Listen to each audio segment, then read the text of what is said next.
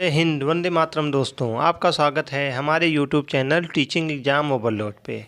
आज के सेशन के अंतर्गत हम ईवीएस एनसीईआरटी को क्विक रिवीजन, जिसको हम मैराथन भी बोलते हैं, लगभग 2.5 से 3 घंटे के क्लास में आपकी ईवीएस की मैराथन क्लास होगी, जिसमें ईवीएस से मोस्ट इंपॉर्टेंट टॉपिक मैंने उठाया है, जहाँ से पेपर में बार बार प्रश्न पूछे जाते हैं। आपको मैराथन क्लास ईवीएस की तो कई चैनलों पे देखने को मिल जाएगी, लेकिन हर चैनल पे आपको 4 घंटे 5 घंटे की मैराथन क्लास मिलेगी। अब आप लोगों के पास इतना समय नहीं है, आप लोगों ने पढ़ चुका है, जो भी पढ़ना था अभी तक आप लोगों ने ईवीएस के अंदर पढ़ चुका है। आपको क्विक रिवीजन सीरीज की ज़रूरत है। तो यह 2 से 2.5 घंटे की क्लास में आपके ईवीएस के संपूर्ण निचोड़ मैंने इसमें लिया है, मेन टॉपिक जहाँ से प्रश्न पूछा जाता है। आपको 2 से 2.5 घंटे में आपका संपूर्ण ईवीएस रिवीजन हो जाएगा, क्योंकि इसमें सब मेन टॉपिक से प्रश्न बनते हैं। मैंने उसी टॉपिकों को उठाया है। तो आज के सेशन को स्टार्ट करने के पहले एक छोटी सी रिक्वेस्ट है, हमारे चैनल को लाइक करें, सब्सक्राइब करें, ज़्यादा से ज़्यादा शेयर करें। तो इससे पहले मैंने ईवीएस की एक मैराथन क्लास ली थी, जिसमें 5 घंटे में मैंने EVS NCERT class 3rd 4th 5th के बुक का संपूर्ण निचोड़ करवाया था। तो अगर आप वो वाली भी क्लास देखना चाहते हैं, उसकी लिंक मैं डिस्क्रिप्शन में दे दूंगा। एक क्विक रिवीजन सीरीज है, जिसमें 2 से 2.5 घंटे में मेन टॉपिक जहाँ से प्रश्न पूछे जाते हैं उसको हम कवर करेंगे। तो आज के सेशन को स्टार्ट करने के पहले माँ सरस्वती को प्रणाम करते हैं। माँ सरस्वती के मंत्रों के साथ आज के सेशन को हम स्टार्ट करते हैं। ओम ह्रीं श्रीं सरस्वते नमः। या देवी सर्वभूतेषु विद्या रूपेण संस्थिता सरस्वती नमस्तुभ्यं वरदे काम रूपिणी। तो माँ सरस्वती देवी को हम नमन करते हैं। आप सब पे माँ सरस्वती का आशीर्वाद ऐसे बना रहे। माँ सरस्वती के आशीर्वाद से आप लोग का पेपर बढ़िया से हो, आप लोग अच्छे नंबर से सीटेट को पास करें। चलिए, हम बिना किसी देरी के आज के सेशन को हम स्टार्ट करते हैं। तो आज हम संपूर्ण ईवीएस कराएंगे, जिसमें महामैराथन क्लास होगी, जिसमें आपके सारे एनसीईआरटी के कवर हो जाएंगे। तो चलिए, तो सबसे पहले यहाँ से एक प्रश्न बनता है कि ईवीएस की थीम कौन कौन सी है। तो सबसे पहला आता है फैमिली एंड फ्रेंड्स, यानी परिवार और मित्र। क्या? परिवार और मित्र। ठीक, परिवार और मित्र। उसके बाद दूसरे पे आता है भोजन। भोजन के बाद शेल्टर मतलब आश्रय। ठीक, आश्रय के बाद पानी, और पानी के बाद क्या आता है? यात्रा के बाद चीज़ें जो हम बनाते हैं, थिंग वी मेक डू, चीज़ें जो हम बनाते हैं। तो 6 थीम हैं ईवीएस के अंतर्गत। ठीक, कौन कौन से? फैमिली एंड फ्रेंड्स यानी परिवार और मित्र, भोजन, आश्रय, पानी, यात्रा, चीज़ें जो हम बनाते हैं या करते हैं। ठीक, और अब इसमें एक उप थीम भी प्रश्न बनता है। फैमिली एंड फ्रेंड के 4 उप थीम भी होते हैं। कौन कौन से? रिलेशनशिप, जिसको हम संबंध बोलते हैं। ठीक, संबंध, वर्क एंड प्ले यानी कार्य और खेल। ठीक, कार्य और खेल, यहाँ से भी प्रश्न बनता है। उसके बाद जानवर, और चौथा है पौधा। तो 4 उप थीम है परिवार और फ्रेंड के। 4 उप थीम हैं। कौन कौन से? Relationship, work and play, animal and plants. 6 theme और फैमिली एंड फ्रेंड के 4 उप थीम होते हैं। यहाँ से 1 नंबर का प्रश्न आपका ज़रूर पूछा जाता है। चलिए, अब हम आगे बढ़ते हैं। अगर आप सीटेट की तैयारी कर रहे हैं तो हमारे चैनल को सब्सक्राइब करिए। हमारे चैनल पर सीटेट 2023 मैराथन नाम से प्लेलिस्ट बना दी गई है, जिसमें आपको सारी मैराथन क्लासेस मिल जाएंगी। अगर आप इसका पीडीएफ प्राप्त करना चाहते हैं तो डिस्क्रिप्शन में मैंने टेलीग्राम लिंक दिया है। टीचिंग एग्जाम ओवरलोड मेरा टेलीग्राम लिंक है। आप डायरेक्ट भी सर्च करते हैं @टीचिंग एग्जाम ओवरलोड, तो भी आपको ज्वाइन हो जाएंगे। वहाँ पर आपको नोट्स, बुक प्रोवाइड, सारे स्टडी मटेरियल आपको प्रोवाइड किए जाते हैं। चलिए, तो थीम में हमने बात की कौन कौन से होता है। Family and friends, water, travel, food, shelter, thing we can do. और फैमिली एंड फ्रेंड में 4 उप थीम होते हैं। Relationship, work and play, animal and plants. चलिए, आगे बढ़ते हैं। अब हम जानवरों की विशेषताओं के बारे में देखते हैं। सबसे पहले स्लॉथ की बात करते हैं। तो स्लॉथ क्या होता है, यहाँ से ज़रूर एक प्रश्न पूछा जाता है। आपको ऐसे कुछ लाइनें दे दी जाएंगी, उसमें स्लॉथ के बारे में 3 लाइनें सही रहेंगी, एक विकल्प गलत दिया रहेगा, उसमें आपको छांटना रहता है। तो स्लॉथ क्या होता है? या भालू जैसा दिखता है, पर भालू नहीं होता है, या बहुत आलसी जानवर होता है। इसके बारे में देखते हैं एक एक करके। तो स्लॉथ एक भालू जैसा दिखने वाले जीव है परंतु भालू नहीं है। ठीक, पहला प्रश्न तो यह ही है, स्लॉथ एक भालू जैसा दिखने वाला जीव होता है परंतु यह भालू नहीं होता है। यह पेड़ों पर उल्टे लटक कर 17 घंटे मस्ती में सोता है। तो यह पेड़ों पर उल्टा लटक कर 17 घंटे मस्ती में सोता है। यह जिस पेड़ पर रहता है उसी की पत्तियां खाता है। तो यानी यह जिस पेड़ पर रहता है उसी की पत्तियां खाता है, या एक शाकाहारी जीव होता है। और यह सप्ताह में एक दिन के लिए शौचालय के लिए नीचे उतरता है। तो यहाँ से जो मेन पॉइंट बने, स्लॉथ भालू जैसा दिखता है पर भालू नहीं होता है। या पेड़ों पर उल्टा लटक कर 17 घंटे मस्ती में सोता है, या जिस पेड़ पर रहता है उसी की पत्तियाँ खाता है, या एक शाकाहारी जीव होता है, या सप्ताह में एक दिन शौचालय के लिए उतरता है। यह अपने पूरे 40 वर्ष के जीवन काल में केवल 8 पेड़ पर ही निवास करता है, अर्थात यह एक पेड़ पर 5 वर्ष रहता है। तो यह अपने पूरे जीवन में 40 वर्ष के जीवन में लगभग 8 पेड़ पर निवास करता है, अर्थात एक पेड़ पर यह 5 वर्ष रहता है। यहाँ से प्रश्न जरूर पूछा जाता है। स्लॉथ विश्व में मध्य अमेरिका और दक्षिण अमेरिका में पाया जाता है। तो स्लॉथ विश्व में कहाँ पाया जाता है? मध्य अमेरिका और दक्षिण अमेरिका में। ठीक, चलिए आगे बढ़ते हैं। अब हम हाथी के बारे में बात करते हैं। हाथी के झुंड, हाथी, यहाँ से भी आपको 1 नंबर के प्रश्न जरूर पूछा जाता है। तो ये कुछ इंपॉर्टेंट टॉपिक है, जहाँ से आपने इसको कवर कर लिया तो आपके ईवीएस में कंटेंट के 15 नंबर में 13 से 14 नंबर फिक्स हो जाते हैं। 1-2 नंबर क्यों नहीं मिल सकते? क्योंकि 1-2 number her bar out of प्रश्न पूछे जाते हैं। जैसे आपका कल्चर्स पूछ लिया जाता है, डांस वगैरह पूछ लिया जाता है, पकवान से पूछ लिया जाता है, तो अलग प्रश्न है, इसको मैंने करवाया है, आप लोग देख लीजिएगा। चलिए हाथी के बारे में देखते हैं। तो भारत का राष्ट्रीय विरासत पशु कौन सा है? हाथी है। तो भारत का राष्ट्रीय विरासत पशु हाथी है। भारत में सर्वाधिक हाथी कर्नाटक राज्य में है। तो भारत में सर्वाधिक हाथी जो है कर्नाटक राज्य में है। हथनी और बच्चे समूह में रहते हैं और समूह का नेतृत्व सबसे वृद्ध हथनी करती है। एक समूह में लगभग 10 से 12 लोग रहते हैं। तो भारत का राष्ट्रीय विरासत पशु हाथी होता है। भारत में सर्वाधिक हाथी कर्नाटक राज्य में है। हथनी और बच्चे समूह में रहते हैं और समूह का नेतृत्व सबसे वृद्ध हथनी करती है। एक समूह में लगभग 12 से 15 लोग रहते हैं। हाथी का नर बच्चा 14 से 15 वर्ष की उम्र में अपने समूह को छोड़ देता है। तो हाथी का जो नर बच्चा होता है वह 14 से 15 वर्ष की उम्र में अपने समूह को छोड़ देता है। हाथी के कान बहुत बड़े होते हैं। वह कान के द्वारा सुनने के साथ साथ हवा करने का भी कार्य करते हैं। हाथी काले रंग का होता है, इसलिए उसे गर्मी अधिक लगती है। तो हाथी जो काले रंग के होने के कारण इनको गर्मी ज़्यादा लगती है। हाथी गंदे पानी या कीचड़ में खेलना पसंद करते हैं। हाथी का जो गर्भधारण काल होता है 22 माह का होता है। विश्व में सर्वाधिक हाथी अफ्रीका महाद्वीप में पाया जाता है। हाथी एक दिन में 1 कुंटल या 100 किलोग्राम पत्तियाँ झाड़ियाँ खा सकती हैं। ठीक, तो हाथी के बच्चे का वजन जो होता है, तो हाथी के बच्चे का वजन लगभग 3 माह में 200 किलोग्राम अर्थात 2 कुंटल होता है। ठीक, हाथी की औसत उम्र लगभग 70 वर्ष होती है। हाथी सबसे कम सोने वाला जानवर होता है, लगभग 2 से 4 घंटे सोता है। हाथी कितने घंटे सोता है? 2 से 4 घंटे सोता है। ठीक, तो ये हाथी से इम्पॉर्टेंट प्रश्न जो बनते हैं इसमें यही बनता है कि हाथी का नर बच्चा 14 से 15 वर्ष की उम्र में अपने समूह को छोड़ देता है। हथनी और बच्चे समूह में रहते हैं और समूह का नेतृत्व सबसे वृद्ध हथनी करती है। एक समूह में लगभग 10 से 12 लोग रहते हैं। हाथी के कान बहुत बड़े होते हैं। वह कान के द्वारा सुनने के साथ हवा करने का भी कार्य करता है। हाथी काले रंग का होने के कारण इसे गर्मी ज़्यादा लगती है। हाथी को गंदे पानी और कीचड़ में खेलना पसंद होता है। हाथी का गर्भधारण काल 22 माह का होता है। विश्व में सर्वाधिक हाथी अफ्रीका महाद्वीप में पाया जाता है। हाथी एक दिन में लगभग 1 कुंटल 100 किलोग्राम या पत्तियां झाड़ियां खा सकता है। हाथी के बच्चे का वजन 200 किलोग्राम यानी 2 कुंटल होता है लगभग 3 माह के। हाथी की औसत उम्र लगभग 70 वर्ष होती है। हाथी सबसे कम सोने वाला जानवर होता है, लगभग 2 से 4 घंटे सोता है। तो यहाँ से हाथी से जितने भी पॉइंट पूछे जाते हैं वह सब कवर हो जाएगा इतने में। चलिए अब हम बाघ के बारे में देखते हैं। तो बाघ से भी 1 नंबर का प्रश्न जरूर पूछा जाता है। बाघ के शरीर पर पीली और काली धारियाँ पाई जाती हैं। तो बाघ के शरीर पर पीली और काली धारियाँ पाई जाती हैं। भारत का राष्ट्रीय पशु बाघ है। भारत में सर्वाधिक बाघ जो हैं मध्य प्रदेश राज्य में पाए जाते हैं। बाघिन और बच्चे समूह में रहते हैं और समूह का नेतृत्व बाघिन करती है। तो बाघिन और बच्चे समूह में रहते हैं और समूह का नेतृत्व कौन करता है? बाघिन करती है। भारत का राष्ट्रीय पशु बाघ होता है। बाघ के शरीर पर पीली और काली धारियाँ पाई जाती हैं।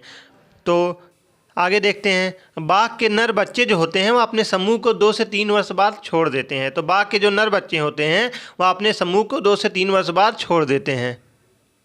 चलिए बाघ अंधेरे में भी मनुष्य से लगभग 6 गुना अधिक देख सकता है। तो बाघ जो होता है वह मनुष्य से लगभग 6 गुना अधिक देख सकता है। बाघ जंगल में हवा के कारण सरसराहट या किसी जीव के आने के सरसराहट के अंतर को दूर से ही पहचान लेता है, यानी वह झाड़ियों के हिलने से पता कर लेता है कि झाड़ियाँ शिकार से हिली हैं या हवा से हिली हैं, और दोनों में अंतर कर लेता है। उसे पता चल जाता है कि यह शिकार की वजह से हिला है कि हवा की वजह से हिला है, वह अंतर कर लेता है दोनों में। बाघ की जो मूँछें होती हैं लंबी होती हैं और यह अंधेरे में भी रास्ता ढूंढने की मदद करता है। बाघ की मूँछें लंबी होती हैं या अंधेरे में भी रास्ता ढूंढने में मदद करता है। चलिए आगे देखते हैं। बाघ अपने इलाके का निर्धारण अपने मूत्र के द्वारा करता है। जैसा कि कोई दूसरा बाघ दूसरे बाघ के समूह में प्रवेश करता है तो उसे दूसरे की मूत्र के गंध से पता चल जाता है कि यह इलाका दूसरे बाघ का है। बाघ जो होते हैं विभिन्न प्रकार की आवाज़ निकालते हैं। बाघ की जो दहाड़ होती है वह 3 किलोमीटर दूर तक सुनाई देती है। तो बाघ की जो दहाड़ होती है 3 किलोमीटर दूर तक सुनाई जाती है। और बाघ का बच्चा जो होता है लगभग 1.5 से 2 किलोग्राम का होता है। तो बाघ का बच्चा लगभग 1.5 से 2 किलोग्राम तक होता है। बाघ का एक मांसाहारी जीव होता है। चलिए अब हम शेर के बारे में देखते हैं। शेर यानी लायन। शेर को जंगल का राजा कहा जाता है। तो जंगल का राजा शेर को कहा जाता है। शेर भूरे रंग का जीव होता है। भारत का राष्ट्रीय चिन्ह सारनाथ के अशोक स्तंभ में शेर का अंकन है। शेरनी और बच्चे समूह में रहते हैं। समूह का नेतृत्व शेरनी करती है और शेर के नर बच्चे 2 से 3 वर्ष बाद समूह को छोड़ देते हैं। शेर को भी अंधेरे में देखने की शक्ति तेज होती है। मनुष्य से 6 गुना ज़्यादा देखते हैं। शेर को भी अपने इलाके का निर्धारण मूत्र के द्वारा करता है। शेर को भी मूँछों के माध्यम से दिशा का ज्ञान हो जाता है। शेर का बच्चा जन्म के समय 2.5 से 3 किलोग्राम का होता है। चलिए अब हम डॉल्फिन के बारे में देखते हैं। भारत का राष्ट्रीय जलीय जीव डॉल्फिन है। तो भारत का राष्ट्रीय जलीय जीव डॉल्फिन है। डॉल्फिन फेफड़ों से सांस लेती है। डॉल्फिन एक बुद्धिमान और विवेकशील जीव होता है और बहुत जल्दी ही मानव से दोस्ती कर लेता है। डॉल्फिन भिन्न भिन्न प्रकार की आवाज़ें निकालता है और आपस में बातें भी करता है। अंधी जीव भी कहते हैं इसको। और भारत में राष्ट्रीय जलीय जीव अंधी डॉल्फिन को ही घोषित किया गया है। तो भारत का राष्ट्रीय जलीय जीव अंधी डॉल्फिन को घोषित किया गया है। भारत में सर्वाधिक डॉल्फिन जो है गंगा नदी में पाया जाता है, जो कि इलाहाबाद से पटना के मध्य में पाई जाती है। तो कहाँ पाया जाता है? प्रयागराज में। प्रयागराज से पटना, ठीक, पटना तक। चलिए अगर आप इसका PDF प्राप्त करना चाहते हैं तो डिस्क्रिप्शन में मैंने टेलीग्राम पर लिंक दिया है। टेलीग्राम का ग्रुप का नाम है टीचिंग एग्जाम ओवरलोड। आप लोग उसको ज्वाइन हो जाइए, वहाँ पे आपको PDF प्रोवाइड कर दिया जाता है। चलिए आगे बढ़ते हैं। सांप के बारे में देखते हैं। सांप में केवल 4 तरह के जहरीले सांप होते हैं। भारत में केवल 4 तरह के जहरीले सांप होते हैं। कौन कौन से, आइए देखते हैं। तो पहला होता है कोबरा। पहला कौन सा होता है? कोबरा। कोबरा सांप सबसे जहरीला होता है। उसके बाद आता है कौन सा? डुबैया। डुबैया जो आप देख रहे हैं डुबैया होता है इसको, डुबैया। उसके बाद आता है अफाई, जिसको करैत आता है। और उसके बाद चौथा अफाई होता है, जिसको हम वाइपर, स्केल्ड वाइपर भी कहते हैं, अफाई। तो भारत में 4 प्रकार के जहरीले सांप पाए जाते हैं। कौन कौन से? कोबरा, डुबैया, करैत और अफाई, ठीक। सांप के काटने की दवा जो होती है वह सीरम के सांप के जहर से बनती है। तो सांप के काटने की दवा सीरम के सांप जहर से बनती है। सांप के 2 खोखले दांत होते हैं। तो सांप के 2 खोखले दांत होते हैं जिसके द्वारा वह जहर छोड़ता है। तो सांप के 2 खोखले दांत होते हैं जिसके द्वारा वह जहर छोड़ता है। सांप के बाहरी कान नहीं होते हैं, वह ज़मीन पर हुए कंपन को सुनता है। तो सांप के जो होते हैं बाहरी कान नहीं होते हैं। लोग कहते हैं कि सांप सुनता है, तो सांप कान नहीं होते, सांप सुनता नहीं, वह ज़मीन पर हुए कंपन को महसूस करके अनुमान लगाता है, ठीक। सांप के दांत नुकीले होते हैं परंतु वह भोजन के चबाता नहीं है परंतु निगलता है। सांप के दांत नुकीले तो होते हैं परंतु वह भोजन को चबाता नहीं है परंतु निगलता है। सांपों को नचाने वाले को कालबेलिया कहते हैं। तो सांपों को नचाने वाले को क्या कहते हैं? कालबेलिया जाति कहते हैं, ठीक। कालबेलिया लोग सांप के डंक के निशान से, तो जो कालबेलिया लोग वाले होते हैं वो सांप के डंक के निशान से जान जाते हैं कि किस सांप ने काटा है। कालबेलिया लोग बेटी की शादी में सांप तोहफे के रूप में देते हैं। तो कालबेलिया लोग जो होते हैं वो बेटी के शादी में सांप को तोहफे के रूप में देते हैं। नाग एकमात्र ऐसा सांप है जो अपने बच्चों को पालने के लिए घोंसला बनाता है, तो नाग जो होता है एक ऐसा सांप होता है जो अपने बच्चों को पालने के लिए घोंसला बनाता है। पृथ्वी पर सबसे लंबा जीव अजगर होता है। तो पृथ्वी पर सबसे लंबा जीव कौन सा होता है? अजगर होता है। किंग कोबरा एक ऐसा सांप है जो अपने बच्चों को ही भोजन के रूप में खा जाता है। तो किंग कोबरा एक ऐसा सांप होता है जो अपने बच्चों को ही भोजन के रूप में खा जाता है। चलिए अब हम केचुआ या वर्मी कल्चर को देखते हैं। केचुओं को किसानों का मित्र कहा जाता है। पहला प्रश्न तो यही कई बार पूछा जा चुका है, किसानों का मित्र किसे कहा जाता है? तो केचुआ को किसानों का मित्र कहा जाता है। केचुआ जो होता है मिट्टी को खाता है और मिट्टी को भुरभुरा बना देता है और मिट्टी में ऑक्सीजन प्रवाह बढ़ जाता है जिस कारण मिट्टी उपजाऊ हो जाती है। तो केचुआ के कारण किसानों की मिट्टी जो होती है उपजाऊ हो जाती है। ठीक, उपजाऊ बना देता है, मिट्टी को चालता है, खाता है, जिससे उसमें ऑक्सीजन की मात्रा बढ़ जाती है, प्रवाह बढ़ जाता है, जिस कारण मिट्टी उपजाऊ हो जाती है। चलिए अब हम नीली व्हेल के बारे में देखते हैं। तो पृथ्वी पर पाया जाने वाला सबसे बड़ा जीव नीला व्हेल है। नीली व्हेल जो होती है एक स्तनधारी जलीय जीव है या फेफड़ों से सांस लेती है। नीली व्हेल सर्वाधिक संख्या में प्रशांत महासागर में पाया जाता है। तो यहाँ से जो पॉइंट था, चलिए अब हम नेक्स्ट पॉइंट देखते हैं। हम मकड़ी के बारे में देखते हैं। तो मकड़ी के कितने पैर होते हैं? मकड़ी के 8 पैर होते हैं, इसलिए इसे कीट वर्ग का अपवाद माना जाता है। तो मकड़ी के 8 पैर होते हैं, इसलिए इसे कीट वर्ग का अपवाद माना जाता है।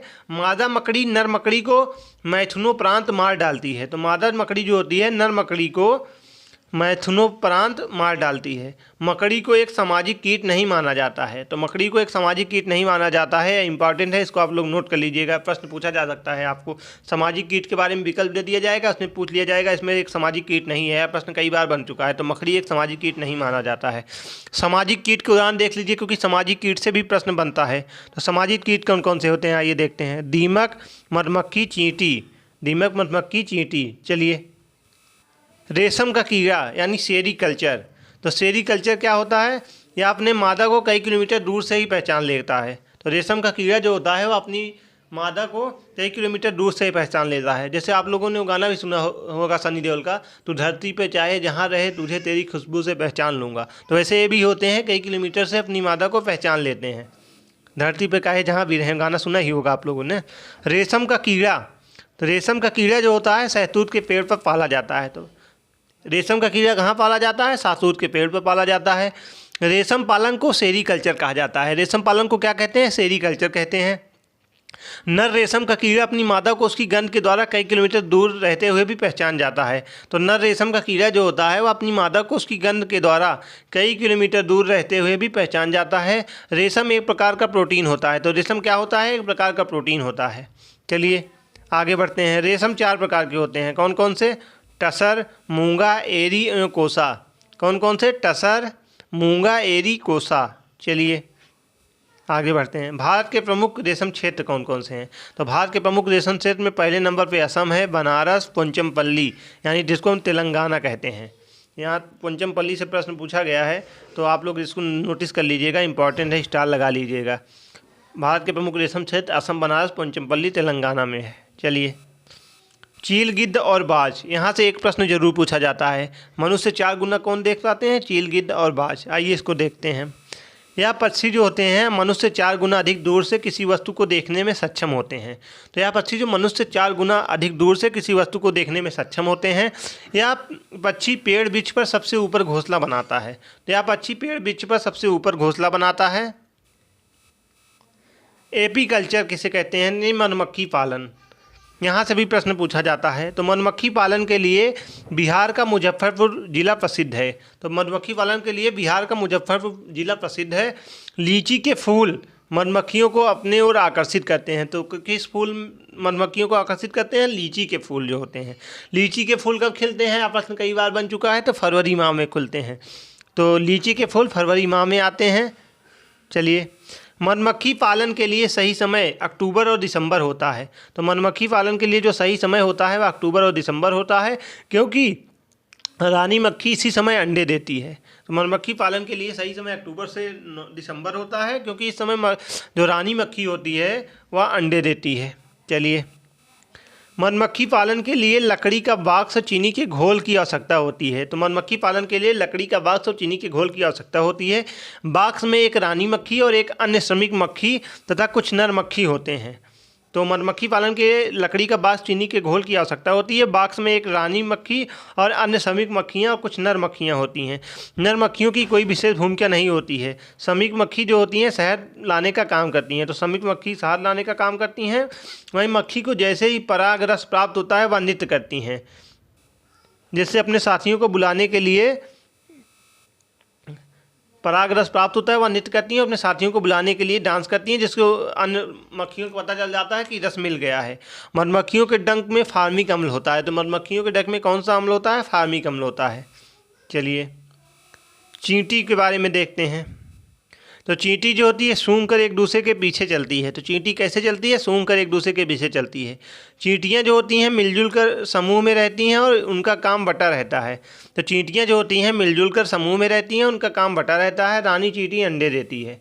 तो रानी चींटी क्या होती है? अंडे देती है। सिपाही चींटी बिल की सुरक्षा करती हैं। काम करने वाली चींटियाँ भोजन ढूंढ कर लाती हैं। दीमक और ततैया समूह में रहते हैं। यह प्रश्न कई बार बन चुका है कि समूह में कौन रहते हैं? तो दीमक और ततैया समूह में रहते हैं। ठीक, चलिए आगे बढ़ते हैं। अब हम गाय के बारे में देखते हैं, यानी काऊ के बारे में। तो गाय से एक प्रश्न यह बनता है कि उनके आगे के दांत और पीछे के दांत किस काम में आते हैं। तो गाय के जो आगे के दांत होते हैं छोटे नुकीले होते हैं, जो काटने के लिए होते हैं। तो गाय के आगे के दांत छोटे और नुकीले होते हैं, जो काटने के लिए होते हैं। वहीं गाय के पीछे के दांत जो होते हैं चपटे और चबाने के लिए होते हैं। तो आगे के दांत छोटे नुकीले काटने के लिए होते हैं और पीछे के दांत चपटे चबाने के लिए होते हैं। ठीक, चलिए बिल्ली और कुत्ता के बारे में देखते हैं। तो इनके भी नुकीले दांत होते हैं, मांस फाड़ने के काम आते हैं। तो इनके भी नुकीले दांत होते हैं और मांस फाड़ने के काम में आते हैं। चलिए गिलहरी और चूहा के बारे में देखते हैं। तो इनके दांत हमेशा बढ़ते रहते हैं, इसलिए हमेशा अपने दांत को घिसते रहते हैं, जिससे इनका दांत ज़्यादा बढ़े ना। मच्छर पैरों की गंध व शरीर की गर्मी से हमें ढूंढते हैं। मच्छर हमें कैसे ढूंढते हैं? मच्छर पैरों की गंध व शरीर की गर्मी से हमें ढूंढते हैं। चलिए पक्षियों द्वारा बनाए गए घोंसलों के बारे में देखते हैं। हम एक एक पक्षी को देखते हैं। चलिए अब हम पक्षियों के बारे में देखते हैं। पहला है कलचड़ी, जिसको हम इंडियन रॉबिन भी कहते हैं। तो इंडियन रॉबिन जो होता है यह पत्थरों के बीच एक मुलायम घोंसला बनाता है। तो यह कैसा होता है? यह पत्थरों के बीच एक मुलायम घोंसला बनाता है। इसकी यह टहनी, जड़ें, ऊन, बाल, रुई आदि से अपना घोंसला बनाता है। तो इंडियन रॉबिन या कलचड़ी जो होता है वह पत्थरों के बीच एक मुलायम घोंसला बनाता है। टहनी, जड़ें, ऊन, बाल, रुई आदि से यह घोंसला बनाता है। चलिए आगे बढ़ते हैं। अब हम फाख्ता पक्षी देखते हैं। फाख्ता पक्षी जो डब बर्ड भी कहते हैं। कौन सा? Dub bird. तो यह जो होते हैं कैक्टस के कांटों के बीच या मेहंदी के मेड़ में अपना घोंसला बनाते हैं। तो कैक्टस के कांटों के बीच या मेहंदी के मेड़ में अपना घोंसला कौन बनाता है? फाख्ता पक्षी बनाता है। चलिए अब हम गौरैया या कबूतर पक्षी को देखते हैं। तो इनको तो आपको पता होगा, जो कबूतर होते हैं खंडहर में या पुराने महल या घर में बनाते हैं घोंसला। कहाँ पे? खंडहर या पुराने महल आदि में, जहाँ पे इंसान नहीं रहते हों। गौरैया आमतौर पर घर के आसपास घोंसला बनाती है। तो गौरैया कहाँ पे घोंसला बनाती है? आमतौर पर घर के आसपास घोंसला बनाती है। कबूतर खंडहर और पुराने घरों में घोंसला बनाते हैं। चलिए डार्जिन चिड़िया, यानी इसको टेलर बर्ड, इम्पॉर्टेंट है, स्टार लगा लीजिएगा, हर बार यहाँ से प्रश्न पूछा जाता है। यह अपने नुकीली चोंच से पत्तों में छेद कर सी कर घोंसला बना लेती है। तो यह अपने नुकीले चोंच से पत्तों में छेद कर सी कर घोंसला बना लेती है। चलिए आगे बढ़ते हैं। शकरखोरा पक्षी क्या है? तो यह जो होता है शकरखोरा पक्षी जो होता है यह एक पेड़ या झाड़ी की शाखा पर लटकता घोंसला बनाता है। तो यह शकरखोरा पक्षी जो होता है वह पेड़ पर झाड़ी की शाखा पर लटकता हुआ घोंसला बनाता है। इसमें रुई, सूखे पत्ते और कपड़े चीथड़े होते हैं। तो यह पेड़ की झाड़ी पर शाखा पर लटकता हुआ घोंसला बनाता है। इसमें रुई, सूखे पत्ते और कपड़े चीथड़े होते हैं। चलिए आगे बढ़ते हैं। बीबर पक्षी देखते हैं। तो बीबर पक्षी क्या होता है? तो बीबर पक्षी जो होता है, बीबर पक्षी नर घोंसला बनाता है और मादा उसे चुनती है। तो जो इसमें बीबर पक्षी होते हैं, जिसमें नर पक्षी जो होते हैं वह घोंसला बनाते हैं वह घोंसला बनाते हैं और जो मादा पक्षी होती है उन घोंसलों में सबका घोंसला देखती है, जिसमें जो घोंसला अच्छा होता है उन्हीं के साथ वो अपना जीवन यापन करती है, यानी उन्हीं को चुनती है। स्वयंवर समझ लीजिए इसको आप एक तरफ से। चलिए आगे बढ़ते हैं। बगुला पक्षी।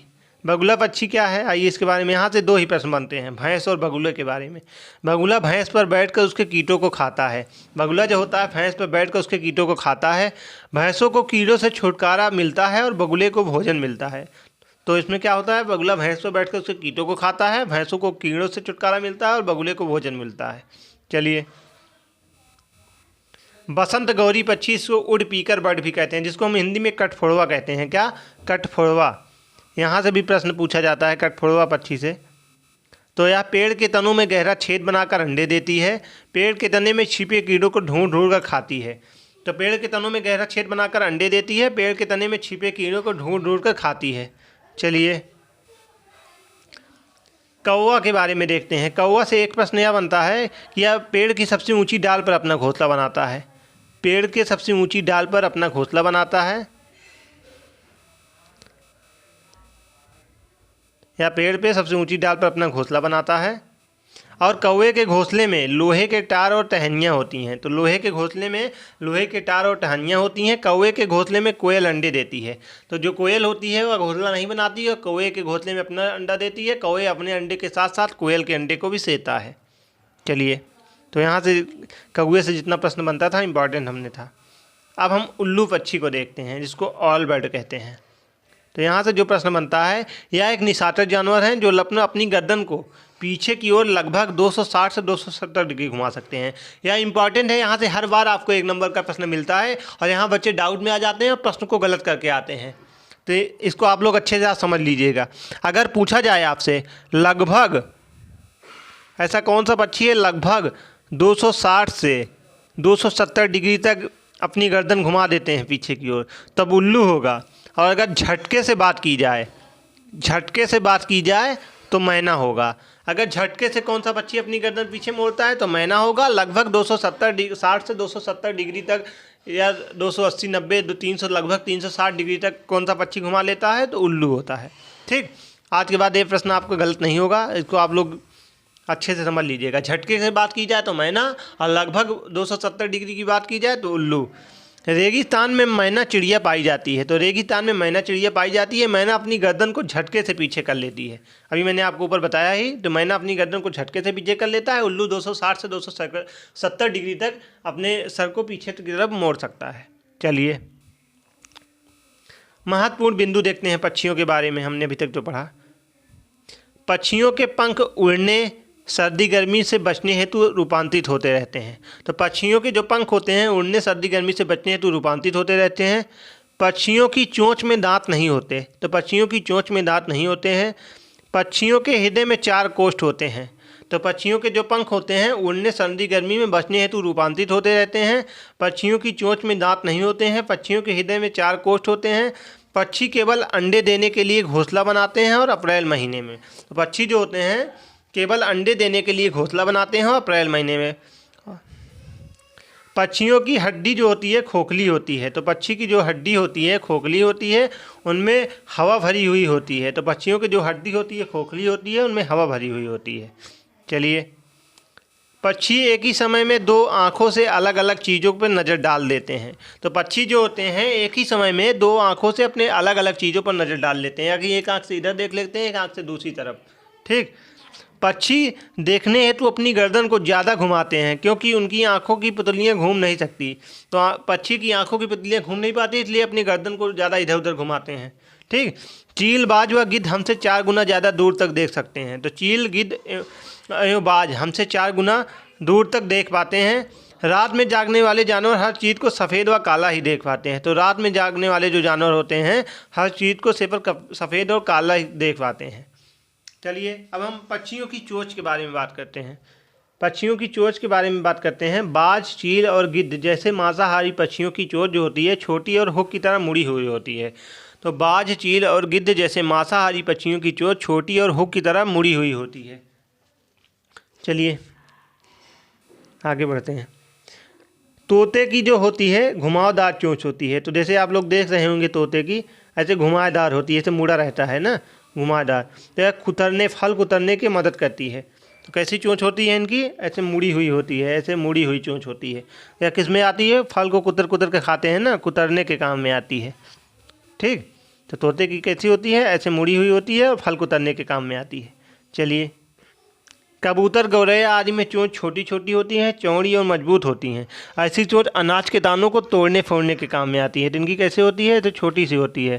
ठीक, ऐसे छोटे से होती है, अनाज को तोड़ने फोड़ने के काम में आती है। ठीक, चलिए, मछली पकड़ने वाली चिड़िया जैसे सारस, बगुला आदि की चोंच लंबी पतली सुई जैसी होती है। तो मछली पकड़ने वाली चिड़िया जैसे सारस, बगुला आदि की चोंच जो होती है लंबी, पतली और सुई जैसी होती है। तो इनकी कैसी चोंच होती है? ऐसे लंबी चोंच होती है, पतली सी। ठीक, ऐसे पतली से लंबी सी चोंच होती है, जो कि मछली, छोटे छोटे कीड़े मकोड़े पकड़ने के काम में आती है। चलिए आगे बढ़ते हैं। कुछ पक्षियों की चोंच में निस्पंदन प्रणाली होती है, यानी कुछ पक्षियों की चोंच में निस्पंदन प्रणाली होती है, यानी वह छानने की प्रणाली होती है। इन पक्षियों के उदाहरण हैं हंस, फ्लेमिंगो, बतख आदि। ऐसे पक्षी पानी के आसपास रहते हैं तथा अपने भोजन चोंच में लेने के बाद अन्य पदार्थ जैसे कीचड़ आदि को अलग कर देते हैं, यानी उसे छान देते हैं। पक्षियों के पंजों के बारे में देखते हैं। आपके ईबीएस की एनसीईआरटी बुक में दिया गया है। पानी में तैरने के लिए इस प्रकार के पंजे पाए जाते हैं, ऐसे आपको करके ऐसे पंजे पाए जाते हैं। टहनियों को पकड़ने के लिए पतली पतली आपको ऐसे पाए जाते हैं। ठीक, और शिकार पकड़ने के लिए आपको ऐसे देख रहे होंगे, ऐसे पाया जाता है। ज़मीन पर चलने के लिए लंबी लंबी ऐसे होता है। पेड़ पर चढ़ने के लिए ऐसे आपको नुकीले ऐसे निकले होते हैं 4 तरह के। तो आप पंजों के बारे में देख रहे होंगे। चलिए, पानी में तैरने वाले पक्षियों के पंजे झिल्लीदार होते हैं। तो पानी में तैरने वाले जो पक्षियों के पंजे होते हैं झिल्लीदार होते हैं, या झिल्लीदार पैर तैरने में उनकी मदद करता है, जैसे बतख, राजहंस एवं पेलिकन पक्षी के पैर। और जिन पंजों के में आगे की तरफ फैली 3 अंगुलियां होती हैं, पीछे 1 अंगुलियां होती हैं, ऐसे पंजे टहनियों पर बैठने में मदद करते हैं, जैसे गौरैया के, जैसे आप लोग देख रहे होंगे, 3 आगे 1 पीछे। आगे की ओर फैला पंजा नरम सतह पर चलने के लिए मदद करता है, जैसे ह्यूरोन का। जिन पक्षियों की टांगें पैरों की अंगुलियों से लंबी होती हैं, पक्षी पानी के किनारे वाली सतह पर आसानी से फिर लेते हैं और पानी में जाकर मछलियों को शिकार आसानी से कर लेते हैं, जैसे क्रेन, सारस, बगुला आदि होता है। देख रहे होंगे आप, लंबा लंबा आपको दिख रहा होगा ना, इनको मदद करता है। चलिए, ऐसा मजबूत पंजा जो थोड़ा मुड़ा हुआ हो और तेज नाखून वाला होता है, शिकार को पकड़ने में मदद करता है, जैसे चील, गिद्ध, उल्लू के पैर आदि। चलिए, अब हम टाइप ऑफ हाउस यानी घरों के बारे में देखते हैं। यहाँ से भी आपको 1 से 2 नंबर का प्रश्न पूछा जाता है। पत्थर तथा लकड़ी के बने घर कैसे होते हैं? तो पहले हम मनाली के बारे में बात करते हैं। तो मनाली में कैसा घर पाया जाता है? ऐसी पहाड़ी इलाके हैं जहाँ अधिक वर्षा तथा हिमवर्षा होती है। तो इन घरों की छतों पर ढलवा बनाया जाता है। तो आप लोग ऊपर देख रहे होंगे, इनका छत जो होता है ऐसे ढलवादार बनाया जाता है। ठीक, ऐसे ढलवादार बनाया जाता है क्योंकि यहाँ बारिश ज़्यादा होती है, हिमालय पर के क्षेत्र में पाया जाता है ना, तो यहाँ बारिश ज़्यादा होती है, तो ऐसे ढलवादा बनाए ताकि यहाँ बरसात हो तो ऐसे दोनों किनारे से पानी बह के निकल जाए। ठीक, चलिए,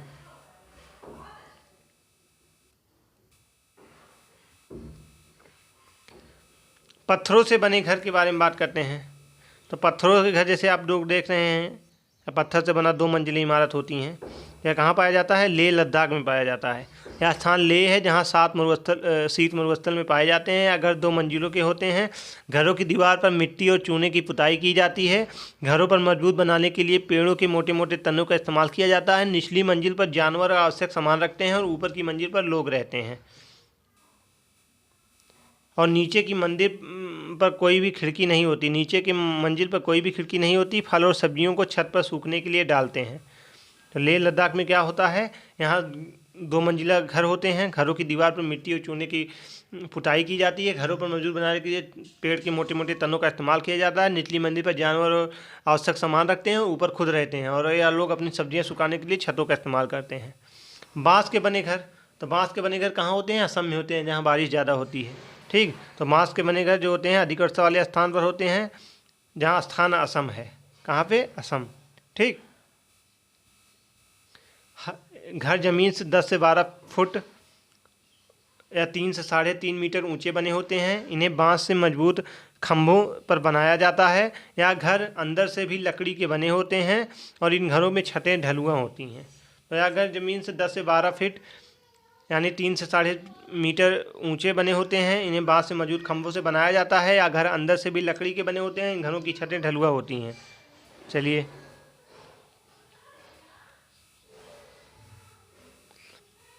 मिट्टी तथा झाड़ियों के बने घर, तो ये कहाँ होता है? राजस्थान का घर दिख रहा होगा आपको ना।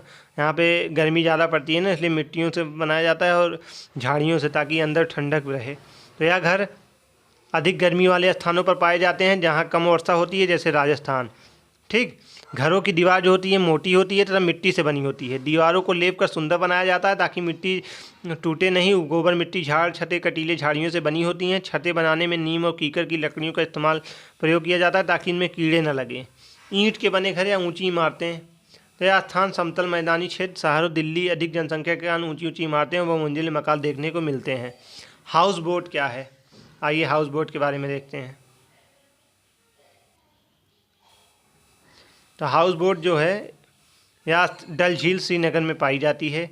इसकी लंबाई 80 फीट तथा चौड़ाई 8 से 9 फीट तक होती है। इन पर बहुत सुंदर नक्काशी पाई जाती है जिसे ख़त्मबंद कहते हैं। यह पर्यटकों के लिए, यह वहाँ पे आने वाले पर्यटकों के लिए होता है। इस पर यह घूमने के में इस्तेमाल की जाती है।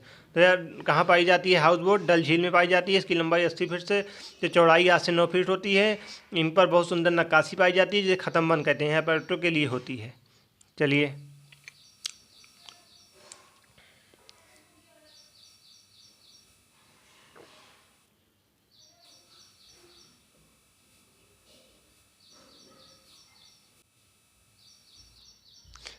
आगे बढ़ते हैं। ये हाउस बोट की तरह ही लकड़ी के बने होते हैं। डोंगा नक्काशी रहित होते हैं। इसमें अलग अलग कमरे बने होते हैं। इनमें स्थानीय लोग रहते हैं। ठीक, तो डोंगा झेलम नदी में पाई जाती है। यह भी हाउस बोट की तरह होती है। लकड़ी के बने होते हैं। डोंगा नक्काशी रहित होते हैं। इनमें अलग अलग कमरे बने होते हैं तथा इनमें स्थानीय लोग रहते हैं। बर्फ़ का घर जिसको हम इग्लू कहते हैं। आइए इग्लू के बारे में देख रहे हैं। इग्लू को हम लोग एस्किमो या शिकारियों का स्थान भी निवास होता है। इग्लू जो होता है एस्किमो शिकारियों का अस्थायी निवास होता है। स्थान ग्रीनलैंड कनाडा होता है। बर्फीले क्षेत्र में बर्फ़ के बड़े बड़े टुकड़ों को जोड़कर बर्फ़ के घर बनाए जाते हैं। इन्हें इग्लू कहते हैं। ये गुम्बद के आकार के होते हैं तथा इनका प्रवेश द्वार बहुत छोटा होता है ताकि बर्फीले ठंडी हवाएं अंदर प्रवेश न कर पाएँ। तो इग्लू जो होता है एस्किमो शिकारियों का स्थायी निवास होता है। स्थान ग्रीनलैंड कनाडा। बर्फीले क्षेत्र में बर्फ़ के बड़े बड़े टुकड़ों को जोड़कर बर्फ़ के घर बनाए जाते हैं जिन्हें इग्लू कहते हैं। ये गुम्बद के आकार के होते हैं तथा इनका प्रवेश द्वार बहुत छोटा होता है ताकि बर्फीली ठंडी हवाएं अंदर प्रवेश न कर सकें। चलिए आगे बढ़ते हैं।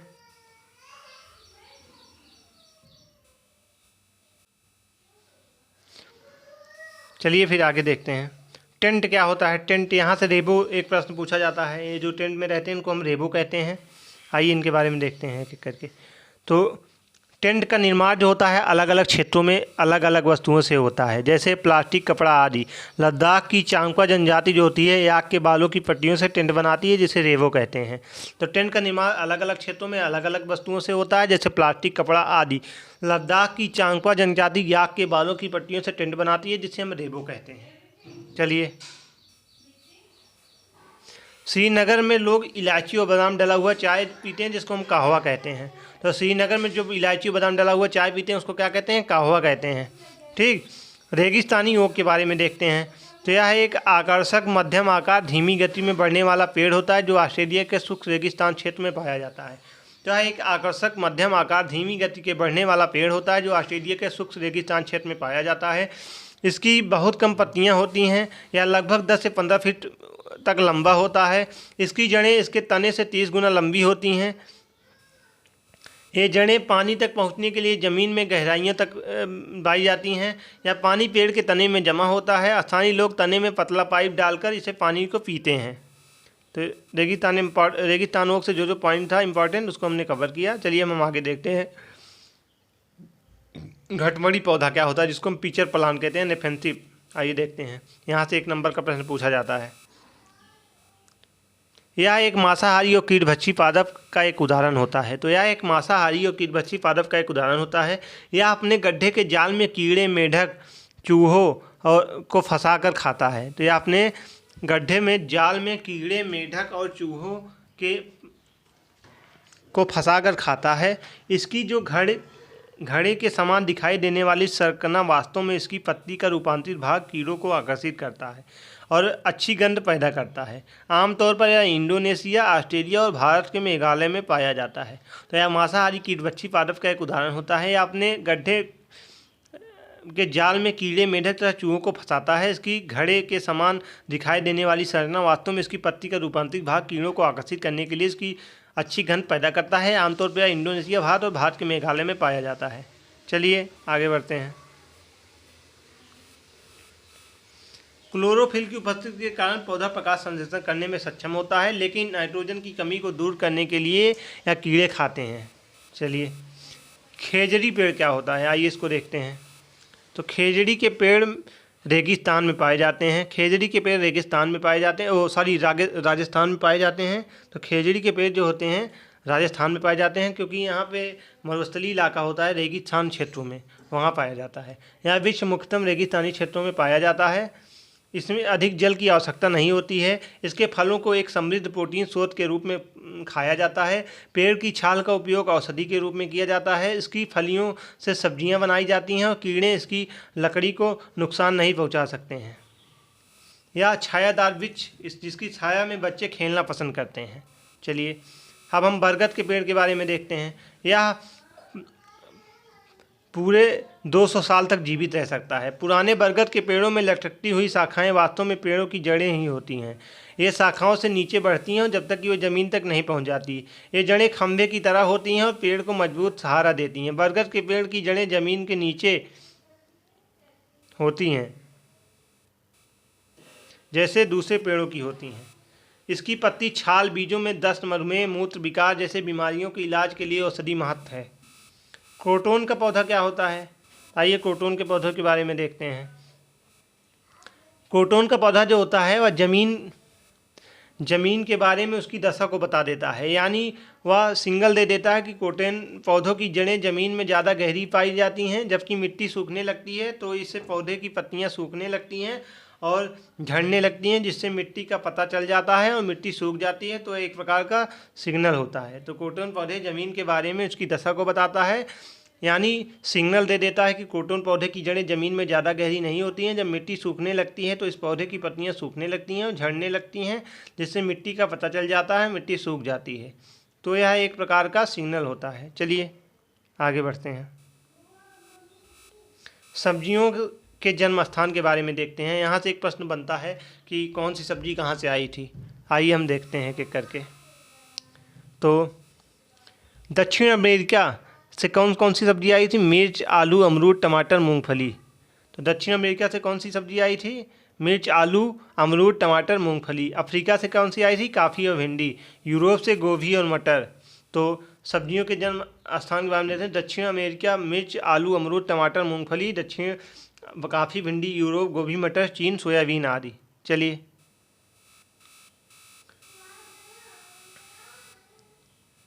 असम में चाय। भारत में कौन कौन सी सब्जियां आई हैं? तो भारत में बैगन, केला, सेम, करेला, आम, संतरा, बेर, मूली, पालक, परवल, टिंडा, मेथी आदि। तो ये भारत की सब्जियां हैं, इंडिया की। ठीक, चलिए आगे देखते हैं। पौधे का भाग जिसे हम खाते हैं क्या कहते हैं? आइए, यहाँ से एक प्रश्न बनता है कि तनों से खाई जाने वाली सब्जियां, जड़ की सब्जियां, पत्ती, बीज, फल आदि यहाँ से देखते हैं। आइए हम इसको एक एक करके। तो मूली, गाजर, चुकंदर, टेपियोका, शकरकंदी जड़ होता है। तना में आलू, प्याज, अदरक। पत्तियां कौन कौन सी हैं? धनिया, पत्ता गोभी, अरबी, पालक, कड़ी पत्ता। बीज जो है चना, बाजरा, सरसों, गेहूं, धान। फूल कौन कौन से हैं? सहजन, केला, कचनार। और फली कौन कौन सी है? मटर। तो पौधों का भाग जिसे हम खाते हैं कौन कौन से हैं? मूली, गाजर, चुकंदर, टेपियोका, शकरकंदी। तना कौन कौन सा है? आलू, प्याज, अदरक। पत्तियां कौन कौन सी हैं? धनिया, पत्ता गोभी, अरबी, पालक, कड़ी पत्ता। बीज कौन कौन से हैं? चना, बाजरा, सरसों, गेहूं, धान। फूल कौन कौन से? सहजन, केला, कचनार। फली मटर। चलिए, पादपों में पारिस्थितिक अनुकलन जिस एक एक करके देखते हैं। पहला होता है जलोदभिद, जिसको हम हाइड्रोफाइट्स भी बोलते हैं। तो ये क्या होता है? ये पौधे बहुत अधिक जल वाले स्थानों पर पाए जाते हैं। ये पौधे पूरी तरह से या इनकी जड़ें प्रकंद आदि जल में डूबे हुए रहते हैं। जल में डूबे रहने व मंद प्रकाश के कारण ये पौधे पतले व कोमल होते हैं।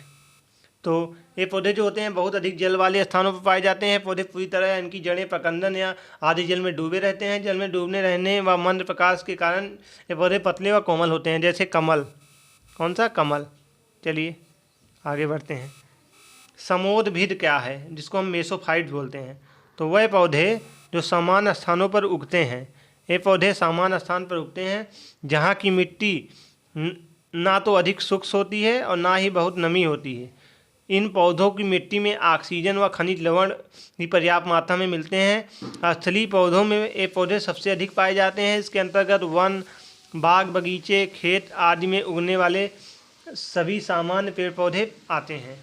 तो समोद्भिद क्या होता है? मेसोफाइट। ये पौधे सामान्य स्थानों पर उगते हैं जहाँ की मिट्टी ना तो अधिक शुष्क होती है ना ही अधिक नमी वाले होते हैं। इन पौधों में मिट्टी में ऑक्सीजन व खनिज लवण पर्याप्त मात्रा में मिलते हैं। स्थलीय पौधों में सबसे अधिक पाए जाते हैं। इसके अंतर्गत वन, बाग, बगीचे, खेत आदि में उगने वाले सभी सामान्य पेड़ पौधे आते हैं। चलिए, मरुद्भिद क्या होता है? तो इन पौधों को मरुस्थलीय पौधे भी कहते हैं, जहाँ मृदा में पानी की कमी होती है और तापमान अधिक होता है, जैसे मरुस्थल आदि ऐसे स्थान पर ये पौधे पाए जाते हैं। उदाहरण नागफनी है। तो इन पौधों को मरुस्थलीय पौधे भी कहते हैं, जहाँ मृदा में पानी की कमी होती है और तापमान अधिक होता है, जैसे मरुस्थल आदि ऐसे स्थान पर ये पौधे पाए जाते हैं। चलिए, अगला है हेलोफाइट्स, जिसको लवणोभिद भी कहते हैं। तो ये वृक्ष खारे पानी में उगता है। उदाहरण साल्ट मार्श घास या मैंग्रोव वन भी होता है। स्तनधारी क्या होते हैं? मैमल। तो स्तनधारी जीव वे होते हैं जो अपने बच्चों को दूध पिलाते हैं। इनके शरीर का ताप बाहरी वातावरण में तापमान परिवर्तन के साथ नहीं बदलता है। मनुष्य, गाय, भैंस, बकरी, चमगादड़, व्हेल, मछली आदि स्तनधारी जीव होते हैं। तो स्तनधारी जीव वे होते हैं जो अपने बच्चे को दूध पिलाते हैं। इनके शरीर का तापमान बाहरी वातावरण के तापमान परिवर्तन के साथ नहीं बदलता है। मनुष्य, गाय, भैंस, बकरी, चमगादड़, व्हेल, मछली आदि स्तनधारी जीव होते हैं। चलिए, सरीसृप या रेप्टाइल्स क्या होते हैं? तो इस प्रजाति के जो प्राणी होते हैं वो धरती पर सड़क कर चलते हैं, यानी या सांप वगैरह जैसे सड़क कर चलते हैं ज़मीन पर।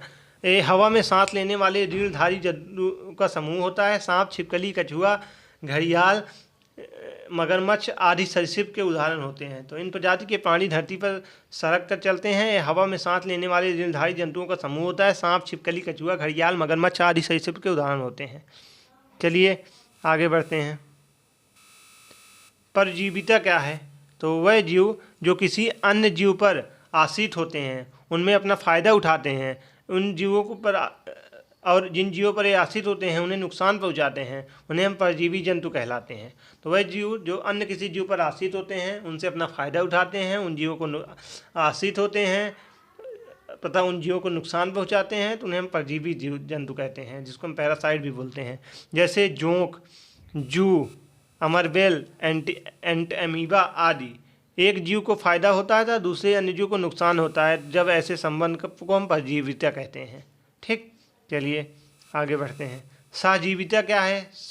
साइम्बोबिसिस क्या है? तो जब दो जीव एक दूसरे पर निर्भर रहते हैं तथा एक दूसरे को लाभ पहुंचाते हैं तो उन्हें हम सहजीवी कहते हैं। जैसे भैंस और बगुला, इस प्रकार के संबंध को हम सहजीवी कहा जाता है। पौधों का गुण सहजीविता कहलाता है। मटर का पौधा और राइजोबियम सहजीवी जीवों के उदाहरण हैं। इसी प्रकार लाइकेन में शैवाल और फफूंदी सहजीविता के उदाहरण होते हैं। चूहा क्या होता है? चूहों को देखने की क्षमता कम होती है, लेकिन उनके सूंघने, छूने और टेस्ट करने की क्षमता अधिक होती है। झूम खेती क्या है? तो झूम खेती पूर्वोत्तर राज्यों में मिजोरम में की जाती है। तो झूम खेती पूर्वोत्तर राज्यों के मिजोरम में की जाती है। झूम खेती का तरीका बिल्कुल अलग होता है। तो इनका तरीका बिल्कुल अलग होता है। आप फसल काटने के बाद ज़मीन को कुछ साल तक ऐसे ही छोड़ देते हैं, इसमें खेती नहीं करते हैं। इस जगह को जो बांस या जंगल में उग जाता है उसे उखाड़ते नहीं है, बस गिरा कर जला देते हैं या राख ज़मीन में खाद का काम करती है। तो झूम खेती पूर्वोत्तर राज्यों में मिजोरम में की जाती है। झूम खेती का तरीका बिल्कुल अलग होता है। या फसल काटने के बाद ज़मीन को कुछ साल तक ऐसे ही छोड़ देती हैं, उसमें खेती नहीं करते हैं। इस जगह पर जो बांस या जंगल उग जाता है उसे हम उखाड़ते नहीं हैं, बस गिरा कर जला देते हैं या राख ज़मीन में खाद का काम करती है। चलिए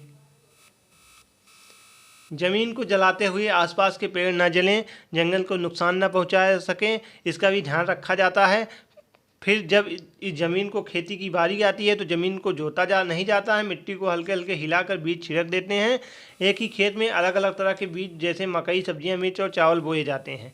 फसल के समय भी अनचाही घास और पौधे उखाड़ते नहीं हैं, उन्हें गिरा देते हैं ताकि वे ज़मीन पर ही मिट्टी में मिल जाएं, जिससे भी ज़मीन उपजाऊ बनती है। तो स्थानांतरित खेती या झूम खेती उत्तर पूर्वी पर्वतीय आदिवासी क्षेत्रों में की जाती है। इसे जनजाति कृषि भी कहा जाता है। कुड़ुक झारखंड की एक आदिवासी जनजाति है। कुड़ुक भाषा में जंगल को हम तोरांग कहते हैं। यहाँ भी प्रश्न बना गया है, कुड़ुक भाषा में जंगल को हम क्या कहते हैं, तो तोरांग कहते हैं। कुड़ुक झारखंड की एक आदिवासी जनजाति होती है। कुड़ुक भाषा में जंगल को हम तोरांग कहते हैं। ठीक। जंगल अधिकार अधिनियम 2007 के अनुसार जो लोग 25 सालों से जंगलों में एक जगह पर रह रहे हैं तो यह कानून उन्हें अधिकार देता है कि वह उस जंगल पर जो चाहे वह उगा सकते हैं, उन्हें हटाया नहीं जा सकता। तो जंगल कानून अधिनियम 2007 बनाया गया, जिसमें कहा गया कि जो लोग 25 सालों से जंगल में रहते हैं उनको वहाँ पूरा अधिकार है, वह उस जगह में चाहे जो उगा सकते हैं, उनको वहाँ से हटाया नहीं जा सकता।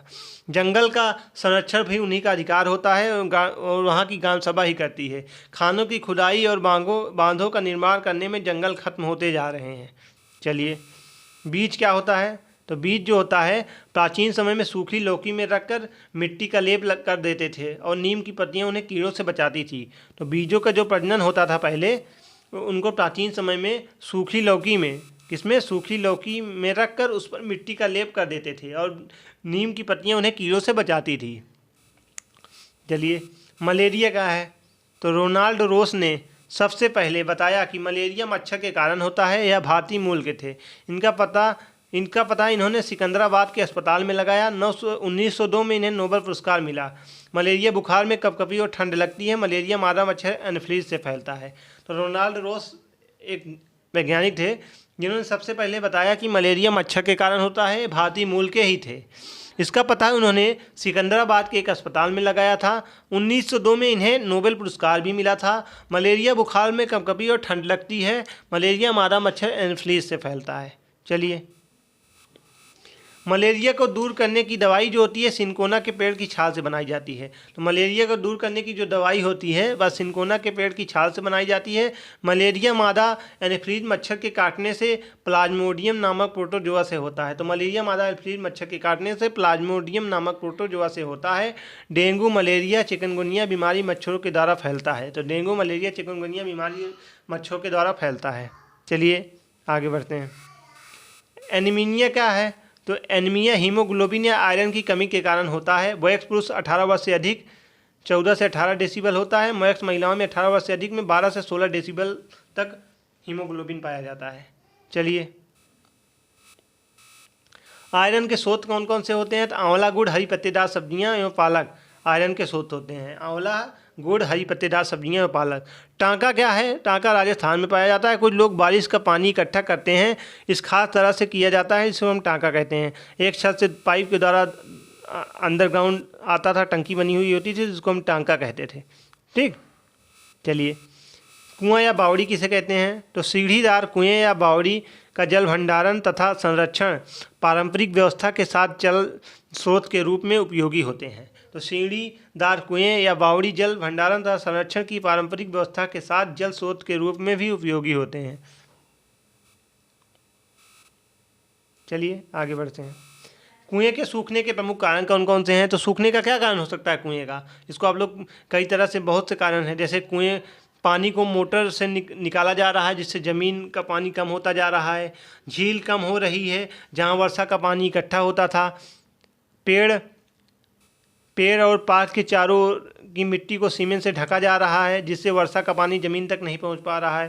तो यह सब कारण है जिसके द्वारा कुएं सूखते जा रहे हैं, पानी का स्तर बहुत नीचे जा रहा है। ठीक। पानी का दुरुपयोग हो रहा है, बिना मतलब फालतू पानी गिराया जाता है। तो आप लोग पानी का संरक्षण करिए। घड़सीसर क्या है, सर यानी तालाब, सर का मतलब होता है यानी तालाब। इसे जैसलमेर के राजा घड़सी ने लोगों के साथ मिलकर बनवाया था। इनके दोनों तरफ पक्के घाट, सजे हुए बरामदे, कमरे, बड़े हाल आदि थे। तो सर का मतलब होता है तालाब। इसे जैसलमेर के राजा खर्ची ने लोगों के साथ मिलकर बनवाया था। इसके दोनों तरफ पक्के घाट, सजे हुए बरामदे, कमरे और बड़े हाल आदि थे। मिस सागर क्या है? इजराइल प्लस जॉर्डन में पाया जाता है। वैसे तो सभी सागरों के पानी में नमक होता है, लेकिन मित सागर दुनिया का सबसे नमकीन सागर होता है। इतना नमकीन होता है कि लगभग 1 लीटर में 300 ग्राम नमक होता है। मित सागर में हम ऐसे तैर सकते हैं जैसे आराम से लेटे हों। तो वैसे तो सभी सागरों में पानी में नमक होता है, लेकिन मित सागर में दुनिया का सबसे नमकीन सागर होता है। इतना नमकीन कि लगभग 1 लीटर पानी में 300 ग्राम नमक होता है। मित सागर में हम ऐसे तैर सकते हैं जैसे आराम से लेटे हों। चलिए आगे बढ़ते हैं। अल-बरूनी उज़्बेकिस्तान से भारत क्यों आया था? उन्होंने एक किताब लिखी थी, किताब उल हिंद। आइए हम उस सब के बारे में पढ़ते हैं। तो 1000 से भी ज़्यादा साल पहले एक यात्री भारत आए। इनका नाम था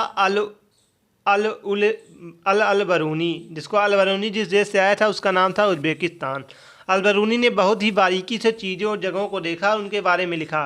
खास तौर पर वह उन्हें अपने देश से अलग लगी उस चीज़ों को उन्होंने लिखा। जैसे अल-बरूनी उस समय के तालाबों के बारे में लिखते हैं कि यहाँ के लोग तालाब बनाने में माहिर थे। अगर हमारे देश के लोग इन्हें देखेंगे तो हैरान रह जाएंगे। बहुत बड़े बड़े भारी पत्थरों के, लोहे और कुंडों और सीढ़ियों के जोड़ जोड़ कर तालाब के चारों ओर चबूतरे बनाए जाते थे। इन चबूतरों के बीच में ऊपर से नीचे जाती हुई सीढ़ियों की लंबी कतारें होती थी। लोगों को उतरने और चढ़ने के रास्ते अलग अलग होते थे। यहाँ कभी भीड़ लगने में परेशानी नहीं होती थी। आज इतिहास पढ़ने वाले लोगों को अल-बरूनी की किताबों से उस ज़माने के बारे में बहुत कुछ पता चल जाता है। अल-बरूनी की किताब का क्या नाम था? किताब उल हिंद था। क्या था? किताब उल हिंद। किताब उल हिंद, ठीक, किताब उल हिंद। चलिए आगे बढ़ते हैं। डांडी यात्रा। तो डांडी यात्रा के बारे में देखते हैं। सन 1930 में अंग्रेज़ों ने भारत के आम लोगों पर नमक बनाने पर पाबंदी लगा दी थी, जिस कारण गांधी जी डांडी यात्रा शुरू की। गांधी जी का कहना था, जो चीज़ें हमें कुदरत ने दी है उसे बनाने पर बंदिश कैसी हो। जानते हो नमक कैसे बनाया जाता है? समुद्र में पानी को ज़मीन पर क्यारियों में जमा कर दिया जाता है। तेज़ धूप में पानी सूख जाता है और नमक का ढेर वहीं रह जाता है। उन्होंने लोगों के साथ मिलकर अहमदाबाद से डांडी के समुद्र तट पर एक लंबी यात्रा की और इस गलत कानून को तोड़ा। आप लोग देख रहे होंगे नमक कैसे बनाया जाता है। समुद्र के किनारे ऐसे क्यारियाँ बना दी जाती हैं। क्यारियों में समुद्र का पानी ऐसे आता है और जब इन पर सूर्य की रोशनी पड़ती है तो पानी सूख जाता है और नमक यहीं इकट्ठा हो जाता है। ठीक, बना रहे हैं, आप लोग देख रहे होंगे।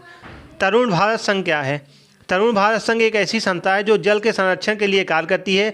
राजेंद्र सिंह इसके संस्थापक एवं वर्तमान अध्यक्ष हैं। इन्हें मैगसेसे पुरस्कार से सम्मानित किया गया था। तरुण भारत संघ की एक ऐसी संस्था है जो जल के संरक्षण के लिए कार्य करती है। राजेंद्र सिंह इसके संस्थापक एवं वर्तमान अध्यक्ष हैं। इन्हें मैगसेसे पुरस्कार से सम्मानित किया जा चुका है। भीमा संघ क्या है? तो भीमा संघ कर्नाटक राज्य के बच्चों द्वारा बनाया गया। इसका उद्देश्य जल संरक्षण को प्रोत्साहन देना है। तो भीमा संघ की स्थापना कर्नाटक राज्य के बच्चों द्वारा किया गया। इसका उद्देश्य जल संरक्षण को प्रोत्साहन देना है। चलिए आगे बढ़ते हैं। थ्रेसिंग या गहराई करना क्या होता है? तो थ्रेसिंग या गहराई करना काटी गई फसल से बीजों दानों को भूसे से अलग करना थ्रेसिंग करना या गहराई करना कहलाता है। इस प्रक्रिया में डंठल को पीट कर अनाज के बीज निकल जाते हैं और डंठल को अलग कर दिया जाता है। यह कार्य कंबाइन मशीन या थ्रेसर द्वारा किया जाता है। और थ्रेसिंग या गहराई करना, इसका क्या मतलब होता है? कटाई की गई फसल से बीजों या दानों को भूसे से अलग करना थ्रेसिंग करना या गहाई करना कहलाता है। इस प्रक्रिया में डंठल को पीट कर अनाज के बीजों को निकल जाते हैं और डंठल को अलग कर दिया जाता है। आकार कंबाइन मशीन या थ्रेसर द्वारा किया जाता है। चलिए, निष्पावन विधि क्या होती है?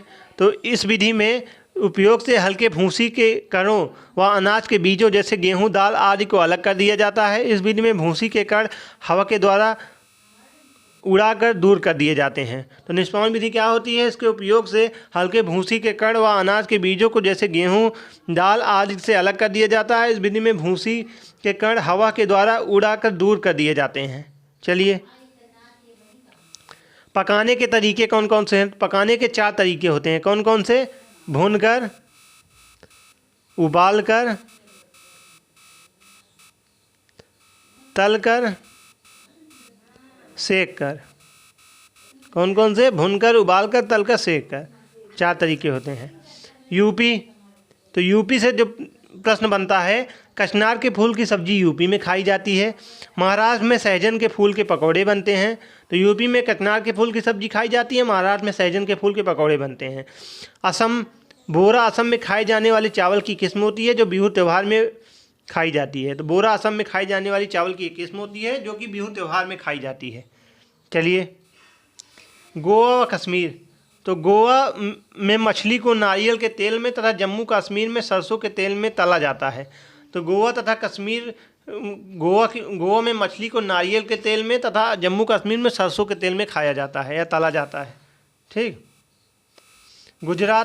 गुजरात में प्रमुख खाद्य जो है ढोकला, चटनी वाले चावल, मिठाई है। तो गुजरात के प्रमुख खाद्य में ढोकला, चटनी और चावल और मिठाई है। वलसाड स्टेशन गुजरात में है। तो वलसाड स्टेशन गुजरात में है। यहाँ बटाटा वड़ा, पूड़ी, साग मशहूर है। तो यहाँ बटाटा वड़ा, पूड़ी, साग मशहूर होता है। हांगकांग में सांप का व्यंजन खाया जाता है जिसे हम लिंग हु फेन कहते हैं। क्या कहते हैं? लिंग हु फेन। हांगकांग में सांप का व्यंजन खाया जाता है जिसे हम लिंग हु फेन कहते हैं।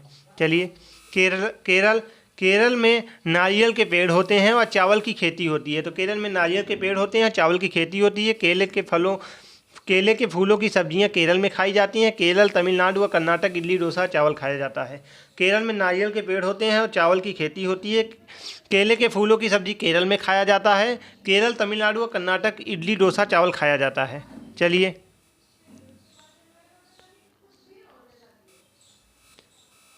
केरल टेपियोका के बारे में देखते हैं। तो यहाँ से भी प्रश्न कई बार पूछा गया है सीटेट में। केरल में टेपियोका ज़मीन के नीचे उगाया जाता है। यह प्रकार का फल होता है जिसे केरल के लोग उबाल कर खाते हैं। टेपियोका को कप्पा या कथावा भी कहा जाता है। तो केरल में टेपियोका ज़मीन के नीचे उगाया जाता है या एक प्रकार का फल होता है जिसे केरल के लोग उबाल कर खाते हैं। टेपियोका को कप्पा या कथावा भी कहा जाता है। साबूदाना टेपियोका से बनता है। तो साबूदाना किससे बनता है? टेपियोका से बनता है। ठीक। चांगथांग जनजाति के बारे में देखते हैं। तो चांगथांग जो जनजाति होती है पश्चिम और उत्तरी तिब्बत में एक ऊंचा पठार होता है या 500 मीटर ऊंचाई पर स्थित होता है जो कुछ हद तक भारत के लद्दाख क्षेत्र के दक्षिण पूर्व में फैला हुआ होता है। तो चांगथांग पश्चिमी और उत्तरी तिब्बत में एक ऊंचा पठार होता है या 500 मीटर ऊंचाई पर स्थित होता है, कुछ हद तक भारत के लद्दाख क्षेत्र के दक्षिण पूर्व में भी फैला हुआ है। यह चांगपा जनजाति नाम की एक प्रजाति होती है जिसकी आबादी कुल 5000 लोगों की है। यह हमेशा अपनी भेड़ बकरी के साथ घूमते रहते हैं। चांगपा लोग अपने टेंट को रेबो कहते हैं। रेबो का निर्माण जो होता है याक के बालों के पट्टियों से किया जाता है। तो चांगपा जनजाति में कितने लोग हैं? लगभग 5000 लोग होते हैं। हमेशा अपनी भेड़ बकरियों के साथ घूमते रहते हैं। चांगपा अपने टेंट को रेबो कहते हैं। रेबो का निर्माण याक के बालों के पट्टियों से किया जाता है। चलिए, चांगपा की जो भाषा होती है, चांगथांग का मतलब ऐसी जगह जहाँ कम लोग रहते हैं। तो चांगपा की भाषा में चांगथांग का मतलब ऐसी जगह जहाँ कम लोग रहते हैं। यहाँ एक भी पेट्रोल पंप नहीं होता है। रेबो अर्थात टेंट के पास एक जगह होती है जिसे लोग लेखा बोलते हैं, जहाँ अपनी बकरियों भेड़ को रखते हैं। तो यहाँ ये बकरी बोल के रखते हैं, वहाँ रेखा होती है जिसको ये लोग लेखा कहते हैं। ठीक। लेखा की दीवारें पत्थरों की बनी होती हैं। ठीक। चलिए आगे देखते हैं। हर परिवार अपने जानवर एक विशेष प्रकार का चिन्ह बनाता है। औरतें और छोटी बच्चियां जानवरों को गिनकर चराने ले जाती हैं और फिर लौट कर उसे दोबारा गिनती हैं। यह लोग अपनी बकरियों को ऊंचाई और ठंडी जगह पर चराने ले जाते हैं जिससे बकरियों के बाल घने और मुलायम होते हैं। चलिए,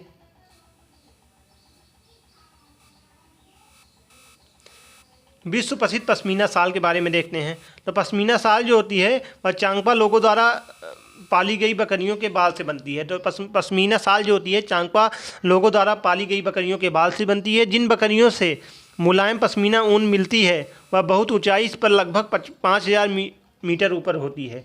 ठंड में तापमान 0 डिग्री सेल्सियस से 40 डिग्री सेल्सियस तक चला जाता है। चलिए आगे देखते हैं। बकरी के शरीर पर गर्म बालों का कोट बना होता है जिससे कुछ बाल बकरियां गर्मियों में गिरा देती हैं, जिनका प्रयोग पश्मीना शाल बनाने में होता है। इनका एक बाल इतना पतला होता है कि इनके 6 बाल हमारे एक बाल के बराबर होते हैं। यह शाल हाथ से बनाए जाते हैं। लगभग 250 घंटे की बुनाई के बाद एक प्लेन शाल बनता है। एक पश्मीना शाल 6 स्वेटर जितना गर्म होती है। तो पश्मीना शाल से जितने भी इंपॉर्टेंट पॉइंट है जहाँ से प्रश्न बन सकते हैं उसको हमने देखा। चलिए अब हम आगे बढ़ते हैं। अबू धाबी क्या है? तो अबू धाबी आइए इसमें देखते हैं। अबू धाबी रेगिस्तान का एक इलाका होता है। यहाँ खजूर के पेड़ पाए जाते हैं। अबू धाबी की मुद्रा दिरहम है। तो यहाँ की मुद्रा क्या है? दिरहम है। यह प्रश्न पूछा जा चुका है। अबू धाबी की भाषा अरबी है। यहाँ पानी पेट्रोल से महंगा होता है। तो यहाँ पानी जो है पेट्रोल से महंगा होता है। लद्दाख के बारे में देखते हैं। तो लेह लद्दाख समतल व ठंडा रेगिस्तान है। तो लेह लद्दाख समतल व ठंडा रेगिस्तान होता है। चांगथांग लद्दाख का एक भाग है जहाँ बहुत कम लोग रहते हैं। यह स्थान 5000 मीटर की ऊंचाई पर है। यहाँ मैदानी सुनसान व पसीला है। चलिए कुछ अन्य तथ्य देखते हैं। जैसे थार मरुस्थल के बारे में देखते हैं। तो यह रेतीली गर्म मरुस्थल होता है। सर्वाधिक वर्षा मासिनराम मेघालय और खासी पहाड़ियों पर होता है। सबसे कम वर्षा लेह लद्दाख में होता है। सबसे सर्वाधिक वर्षा मासिनराम मेघालय खासी पहाड़ी पर होता है। सबसे कम वर्षा लेह लद्दाख में होता है। यहाँ रेतीली गर्म मरुस्थल होता है। चलिए वेल्क्रो क्या है? तो 1948 में एक घटना है जब एक दिन जॉर्ज मेस्टर ने बीजों को अपने कपड़ों पर चिपका देखा और हैरान रह गए। इन बीजों को बारीकी से देखने पर पता चला कि बीजों में छोटे छोटे हुक थे। इनकी मदद से बीजों के कपड़े व रेशों पर अटक गए थे। यह देखकर जॉर्ज मेस्टर को आइडिया आया और उन्हें वेल्क्रो का आविष्कार किया। तो वेल्क्रो का आविष्कार कब हुआ था? 1948 में हुआ था। किसने किया था? जॉर्ज मेस्टर ने किया था। ठीक, यहाँ से यही प्रश्न बनेगा। ब्रेल लिपि क्या होती है? तो ब्रेल लिपि 4 जनवरी को मनाया जाता है। ब्रेल लिपि 4 जनवरी को मनाया जाता है। एक वैज्ञानिक थे लुईस ब्रेल, जिनको बचपन में पढ़ने का बहुत शौक़ था। तो बचपन में जब खेल रहे थे तो एक नुकीले पदार्थ से इनको चोट लग गई और इनकी आंखें चली गई। तो इनको पढ़ने का बहुत शौक़ था। इन्होंने एक ब्रेल लिपि का आविष्कार किया। यह एक उभरा हुआ ऐसे बिंदुओं पे 6 बिंदुओं पे बना हुआ होता है जिसको महसूस कर पढ़ा जा सकता है। आइए हम इसको देखते हैं। तो लुईस ब्रेल फ्रांस के थे। 3 साल की उम्र में अपने पिता के औजार से खेलते हुए इनकी आंखों की रोशनी चली गई थी। तो पढ़ाई में बहुत रुचि थी और पढ़ने और लिखने के विभिन्न तरीके सोचने लगे और फिर एक तरीका निकाला जो बाद में लुईस की स्क्रिप्ट के नाम से जाना गया। यह एक मोटे कागज़ पर एक नुकीला चीज़ से 6 बिंदुओं पर उभारा जाता है और उभरे हुए बिंदुओं पर उंगलियों के सहारे इन्हें स्पर्श करते हुए पढ़ा जाता है। यह ब्रेल लिपि कहलाती है। स्क्रिप्ट 6 बिंदुओं पर आधारित होती है। चलिए आगे बढ़ते हैं। अंतरिक्ष यात्रा के बारे में देखते हैं, जिसको हम स्पेस ट्रैवल भी कहते हैं। तो प्रौद्योगिकी के विकास में एवं विज्ञान की उन्नति के साथ अंतरिक्ष यात्रा करना संभव है। पृथ्वी की सतह से 100 किलोमीटर की ऊंचाई पर करमैन रेखा पाई जाती है, जिसके बाद अंतरिक्ष स्थित है। अंतरिक्ष में जाने वाले प्रथम व्यक्ति कौन थे? यूरी गार्गिन थे, यूएसएसआर के। अंतरिक्ष में जाने वाली प्रथम महिला कौन थी? वेलेंटिना तेरेस्कोवा थी, यूएसएसआर की। चंद्रमा पर जाने वाले प्रथम व्यक्ति कौन थे? नील आर्मस्ट्रांग थे, 20 जुलाई 1969 को गए थे। तो चंद्रमा पर जाने वाले प्रथम व्यक्ति कौन थे? नील आर्मस्ट्रांग थे, जो कि 20 जुलाई 1969 को गए थे। चलिए आगे बढ़ते हैं। प्रथम भारतीय अंतरिक्ष यात्री कौन थे? तो राकेश शर्मा थे। कब गए थे? 1984 में। तो प्रथम भारतीय अंतरिक्ष यात्री राकेश शर्मा थे, 1984। चलिए राकेश शर्मा के बारे में देखते हैं। तो राकेश शर्मा जो थे भारत के प्रथम और विश्व के 138वें अंतरिक्ष यात्री थे। राकेश शर्मा का जन्म 13 जनवरी 1949 को पंजाब के पटियाला में हुआ था। या 3 अप्रैल 1984 को सोवियत संघ के अंतरिक्ष यान सोयूज T-11 में अंतरिक्ष के लिए रवाना हुए। 7 दिन 21 घंटे 40 मिनट स्पेस स्टेशन साल्यूट 7 में बिताने के बाद वह धरती पर लौट आए थे। 1984 में भारत सरकार द्वारा इन्हें अशोक चक्र से सम्मानित किया गया। इन्होंने सोवियत रूस के यूरी गागरिन केंद्र में अंतरिक्ष यात्री का प्रशिक्षण प्राप्त किया था। चलिए कल्पना चावला के बारे में देखते हैं। तो कल्पना चावला ये भारत मूल की अमेरिकी अंतरिक्ष यात्री थी। तो एक भारतीय मूल की अमेरिकी अंतरिक्ष यात्री थी। ये भारत की पहली महिला अंतरिक्ष यात्री थी। इनका जन्म 17 मार्च 1962 को करनाल हरियाणा में हुआ था। 1988 में कल्पना चावला ने नासा के एम्स अनुसंधान केंद्र में अपने व्यावसायिक जीवन की शुरुआत की थी। तो ये भारतीय मूल की अमेरिकी अंतरिक्ष यात्री थी। ये भारत की पहली महिला अंतरिक्ष यात्री थी। इनका जन्म 17 मार्च 1962 के करनाल हरियाणा में हुआ था। 1988 में कल्पना चावला ने नासा के एम्स अनुसंधान केंद्र में अपने व्यवसायिक जीवन की शुरुआत की थी। 1995 में यह नासा की अंतरिक्ष यात्री कोर में शामिल हुई। 19 नवंबर 1997 से उनके पहले अंतरिक्ष मिशन की शुरुआत हुई, जिससे वे कोलंबिया अंतरिक्ष यान STS-87 के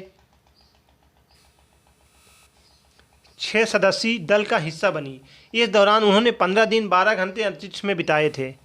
16 जनवरी 2003 को उन्होंने दूसरे अंतरिक्ष अभियान के लिए अंतरिक्ष यान कोलंबिया TH-107 में उड़ान भरी, जो 1 फरवरी 2003 को धरती पर वापस लौटते समय पृथ्वी के वायुमंडल से प्रवेश करते ही जलकर नष्ट हो गया एवं इसमें सवार सभी अंतरिक्ष यात्रियों की मृत्यु हो गई। चलिए सुनीता विलियम्स के बारे में देखते हैं। ये अंतरिक्ष में जाने वाली भारत मूल की दूसरी महिला हैं। ये 360 किलोमीटर दूर स्पेस में गई। इनका संबंध गुजरात के अहमदाबाद शहर में है। इन्होंने 195 दिनों तक अंतरिक्ष में रहने का विश्व रिकॉर्ड स्थापित किया है। जून 1998 में अमेरिका अंतरिक्ष एजेंसी नासा में चयन हुआ। 2008 में इन्हें विज्ञान एवं अभियांत्रिकी के क्षेत्र में भारत सरकार द्वारा पद्म भूषण से सम्मानित किया गया है।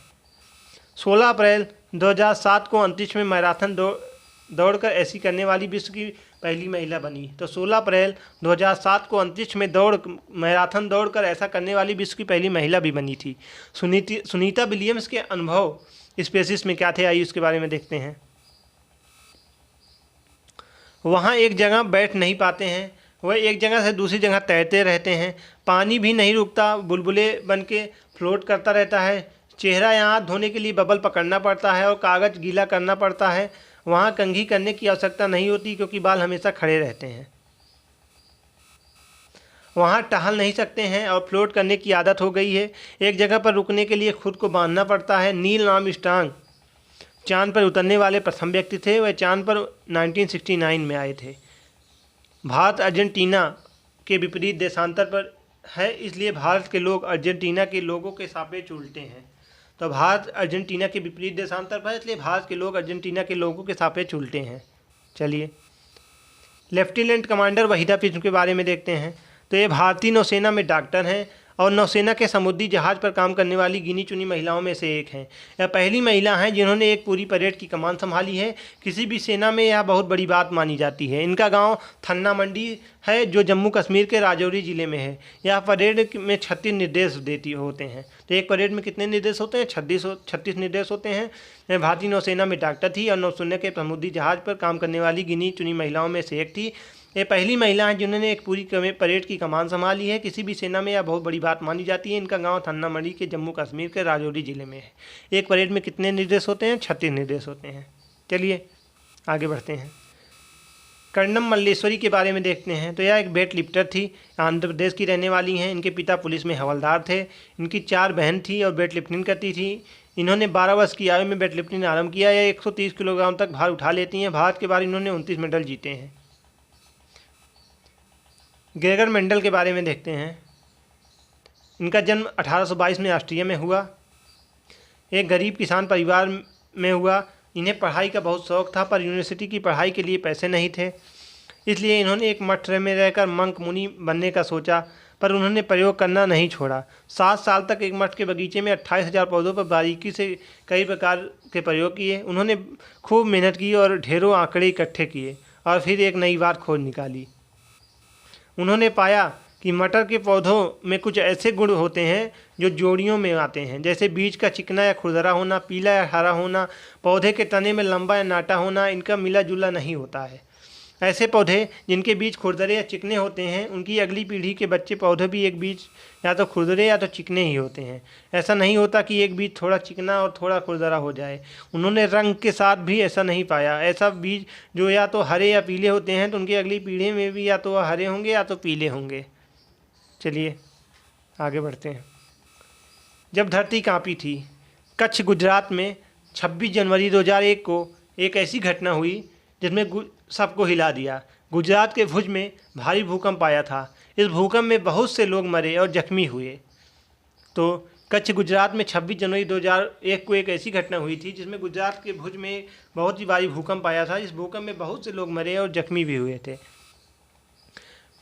पेट्रोलियम क्या है? यह गहरे रंग का गाढ़ा और बदबूदार होता है। तो यह गहरे रंग का गाढ़ा और बदबूदार होता है। पेट्रोलियम उत्पाद जो है या petrol, diesel, kerosene, engine, oil, मोम, कोलतार एवं ग्रीस से बनता है। चलिए कमर सीधी ऊपर चढ़ो, आइए इसके बारे में देखते हैं। ट्रैकिंग के लिए नाश्ता, विटामिन सी, आयरन की गोलियां और 7 गरम गरम चॉकलेट वाला दूध। ठंड से बचाव और ज़्यादा शक्ति के लिए होता है। ट्रैकिंग में हर ग्रुप में एक लीडर होता है जिसकी निम्नलिखित जिम्मेदारियां होती हैं। एक लीडर की क्या कौन कौन सी जिम्मेदारियां होती हैं, यहाँ से कई बार प्रश्न पूछा गया है।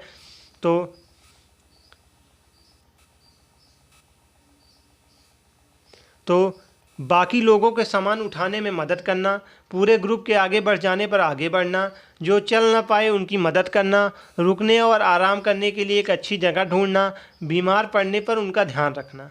तो एक ट्रैकिंग पर ग्रुप में लीडर की जो जिम्मेदारियां होती हैं वो बाकी लोगों को सामान उठाने में मदद करना, पूरे ग्रुप के आगे बढ़ जाने पर आगे बढ़ना, जो चल ना पाए उनकी मदद करना, रुकने और आराम करने के लिए एक अच्छी जगह, बीमार पड़ने पर उनका ध्यान रखना। चलिए आगे बढ़ते हैं।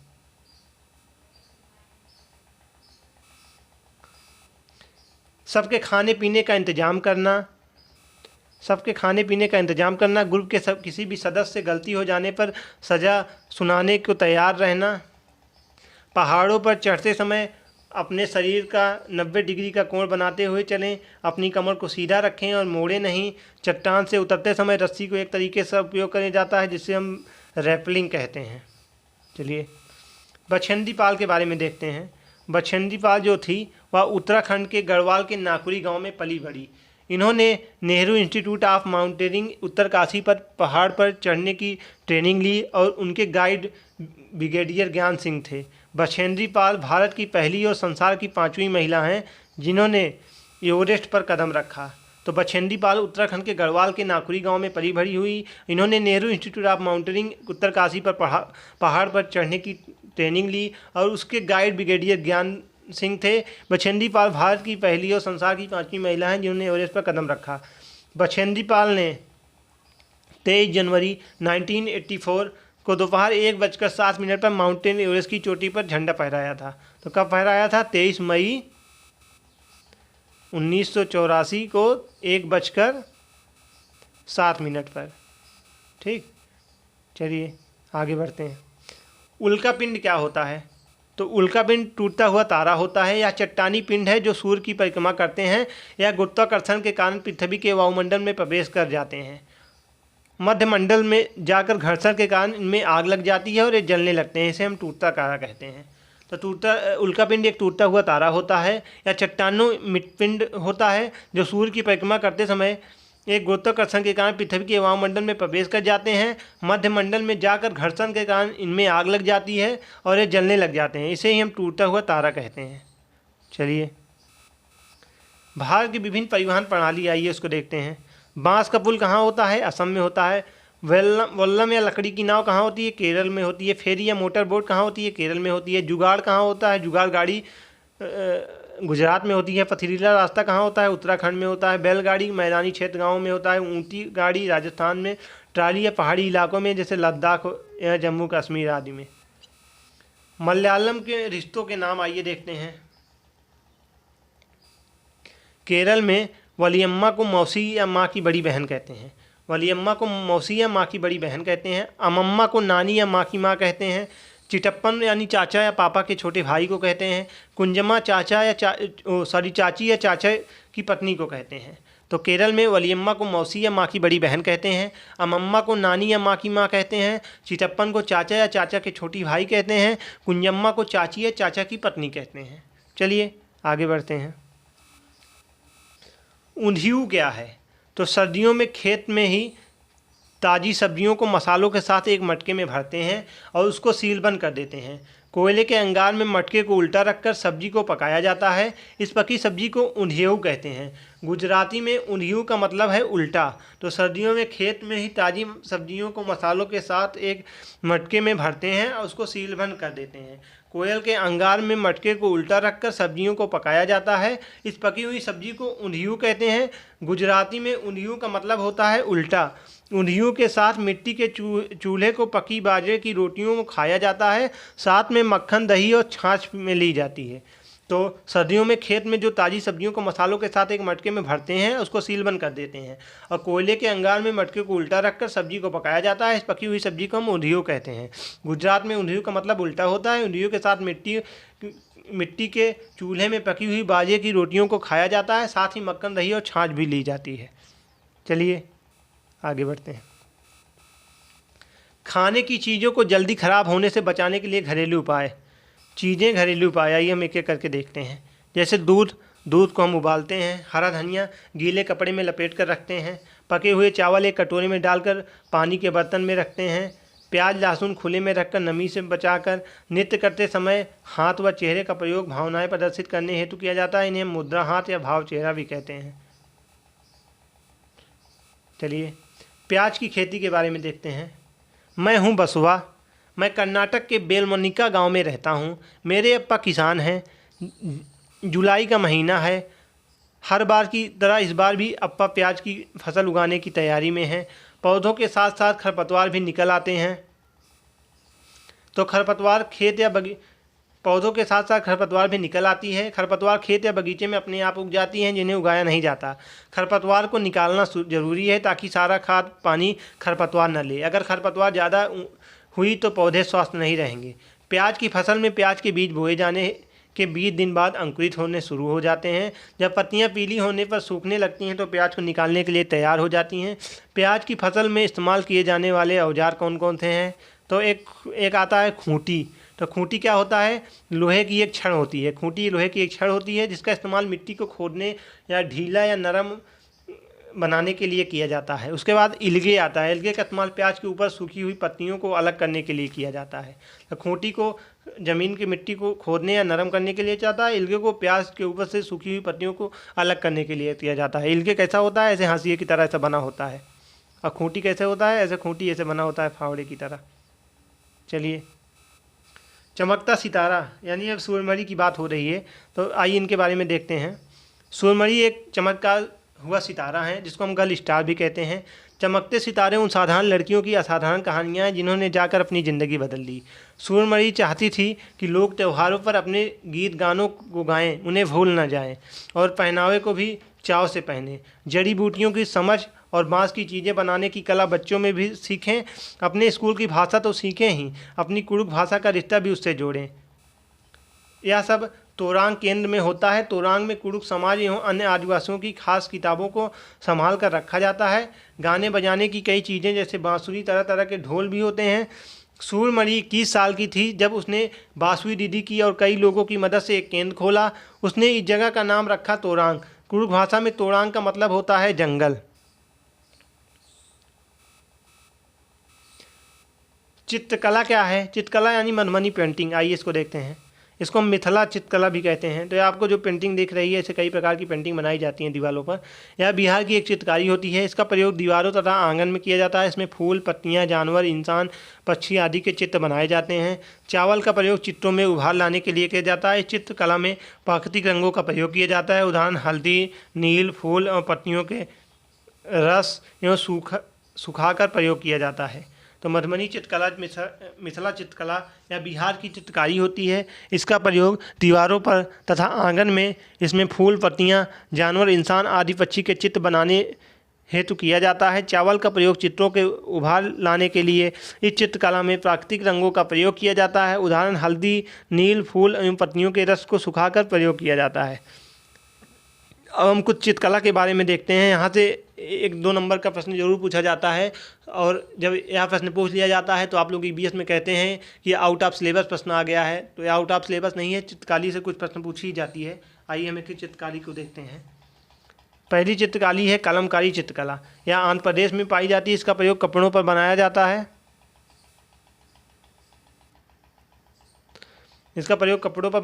इसमें भी प्राकृतिक रंगों का प्रयोग किया जाता है।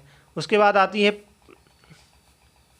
पट्टा चित्रकला। तो पट्टा चित्रकला कहाँ की है? या उड़ीसा की है या वेस्ट बंगाल में भी पाई जाती है। इसका प्रयोग कपड़ों पर बनाया जाता है। प्राकृतिक रंगों का प्रयोग किया जाता है। फाड़ चित्रकला कहाँ की है? राजस्थान की। इसका प्रयोग कपड़ों पर प्रयोग। इस चित्रकला में बहादुर व्यक्तियों के कारनामों को प्रदर्शित किया जाता है। चलिए वर्ली चित्रकला महाराष्ट्र गुजरात। तो गाय गोबर मिट्टी, लाल ईंटों और सफ़ेद आटों के पेस्ट का उपयोग करते हैं। तो वर्ली चित्रकला महाराष्ट्र गुजरात या गाय के गोबर, मिट्टी, लाल ईंटों और सफ़ेद आटे के पेस्ट का उपयोग करते हैं। बोलती इमारतें गोलकुंडा किले की बाहरी दीवार में 87 बुर्ज हैं। यह बुर्ज दीवारों से ज़्यादा ऊंचे हैं। यह हैदराबाद तेलंगाना से लगभग 11 किलोमीटर दूर ग्रेनाइट पहाड़ी की चोटी पर स्थित है। यह अपनी अभेद संरचना के लिए प्रसिद्ध था।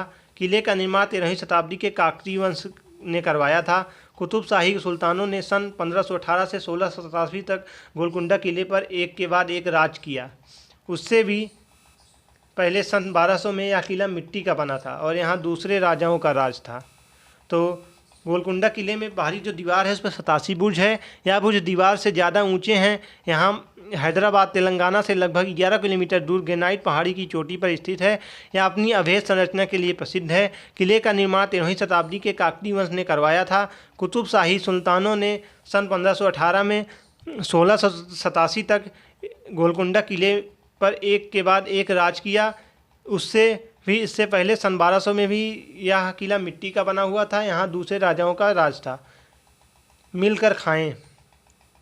तो बिहू असम में एक खास त्यौहार होता है। यह त्यौहार चावल की एक नई फसल कटने पर मनाया जाता है। उरुका बिहू में पिछले दिन की शाम को कहते हैं। यह दिन लोग अस्थाई मेला घर बनाते हैं और सामूहिक दावत करते हैं।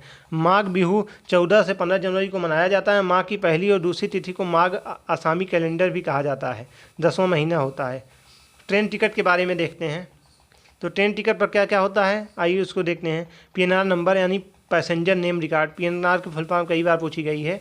PNR की फुल फॉर्म क्या होती है? Passenger name record. श्रेणी, ट्रेन नंबर, ट्रेन का नाम, सफ़र शुरू करने की तारीख तथा समय, गंतव्य स्थान तक पहुंचने की तारीख, ट्रेन प्रारंभ होने का समय और ट्रेन समाप्त होने का स्थान, जैसा कि आप लोग देख रहे होंगे।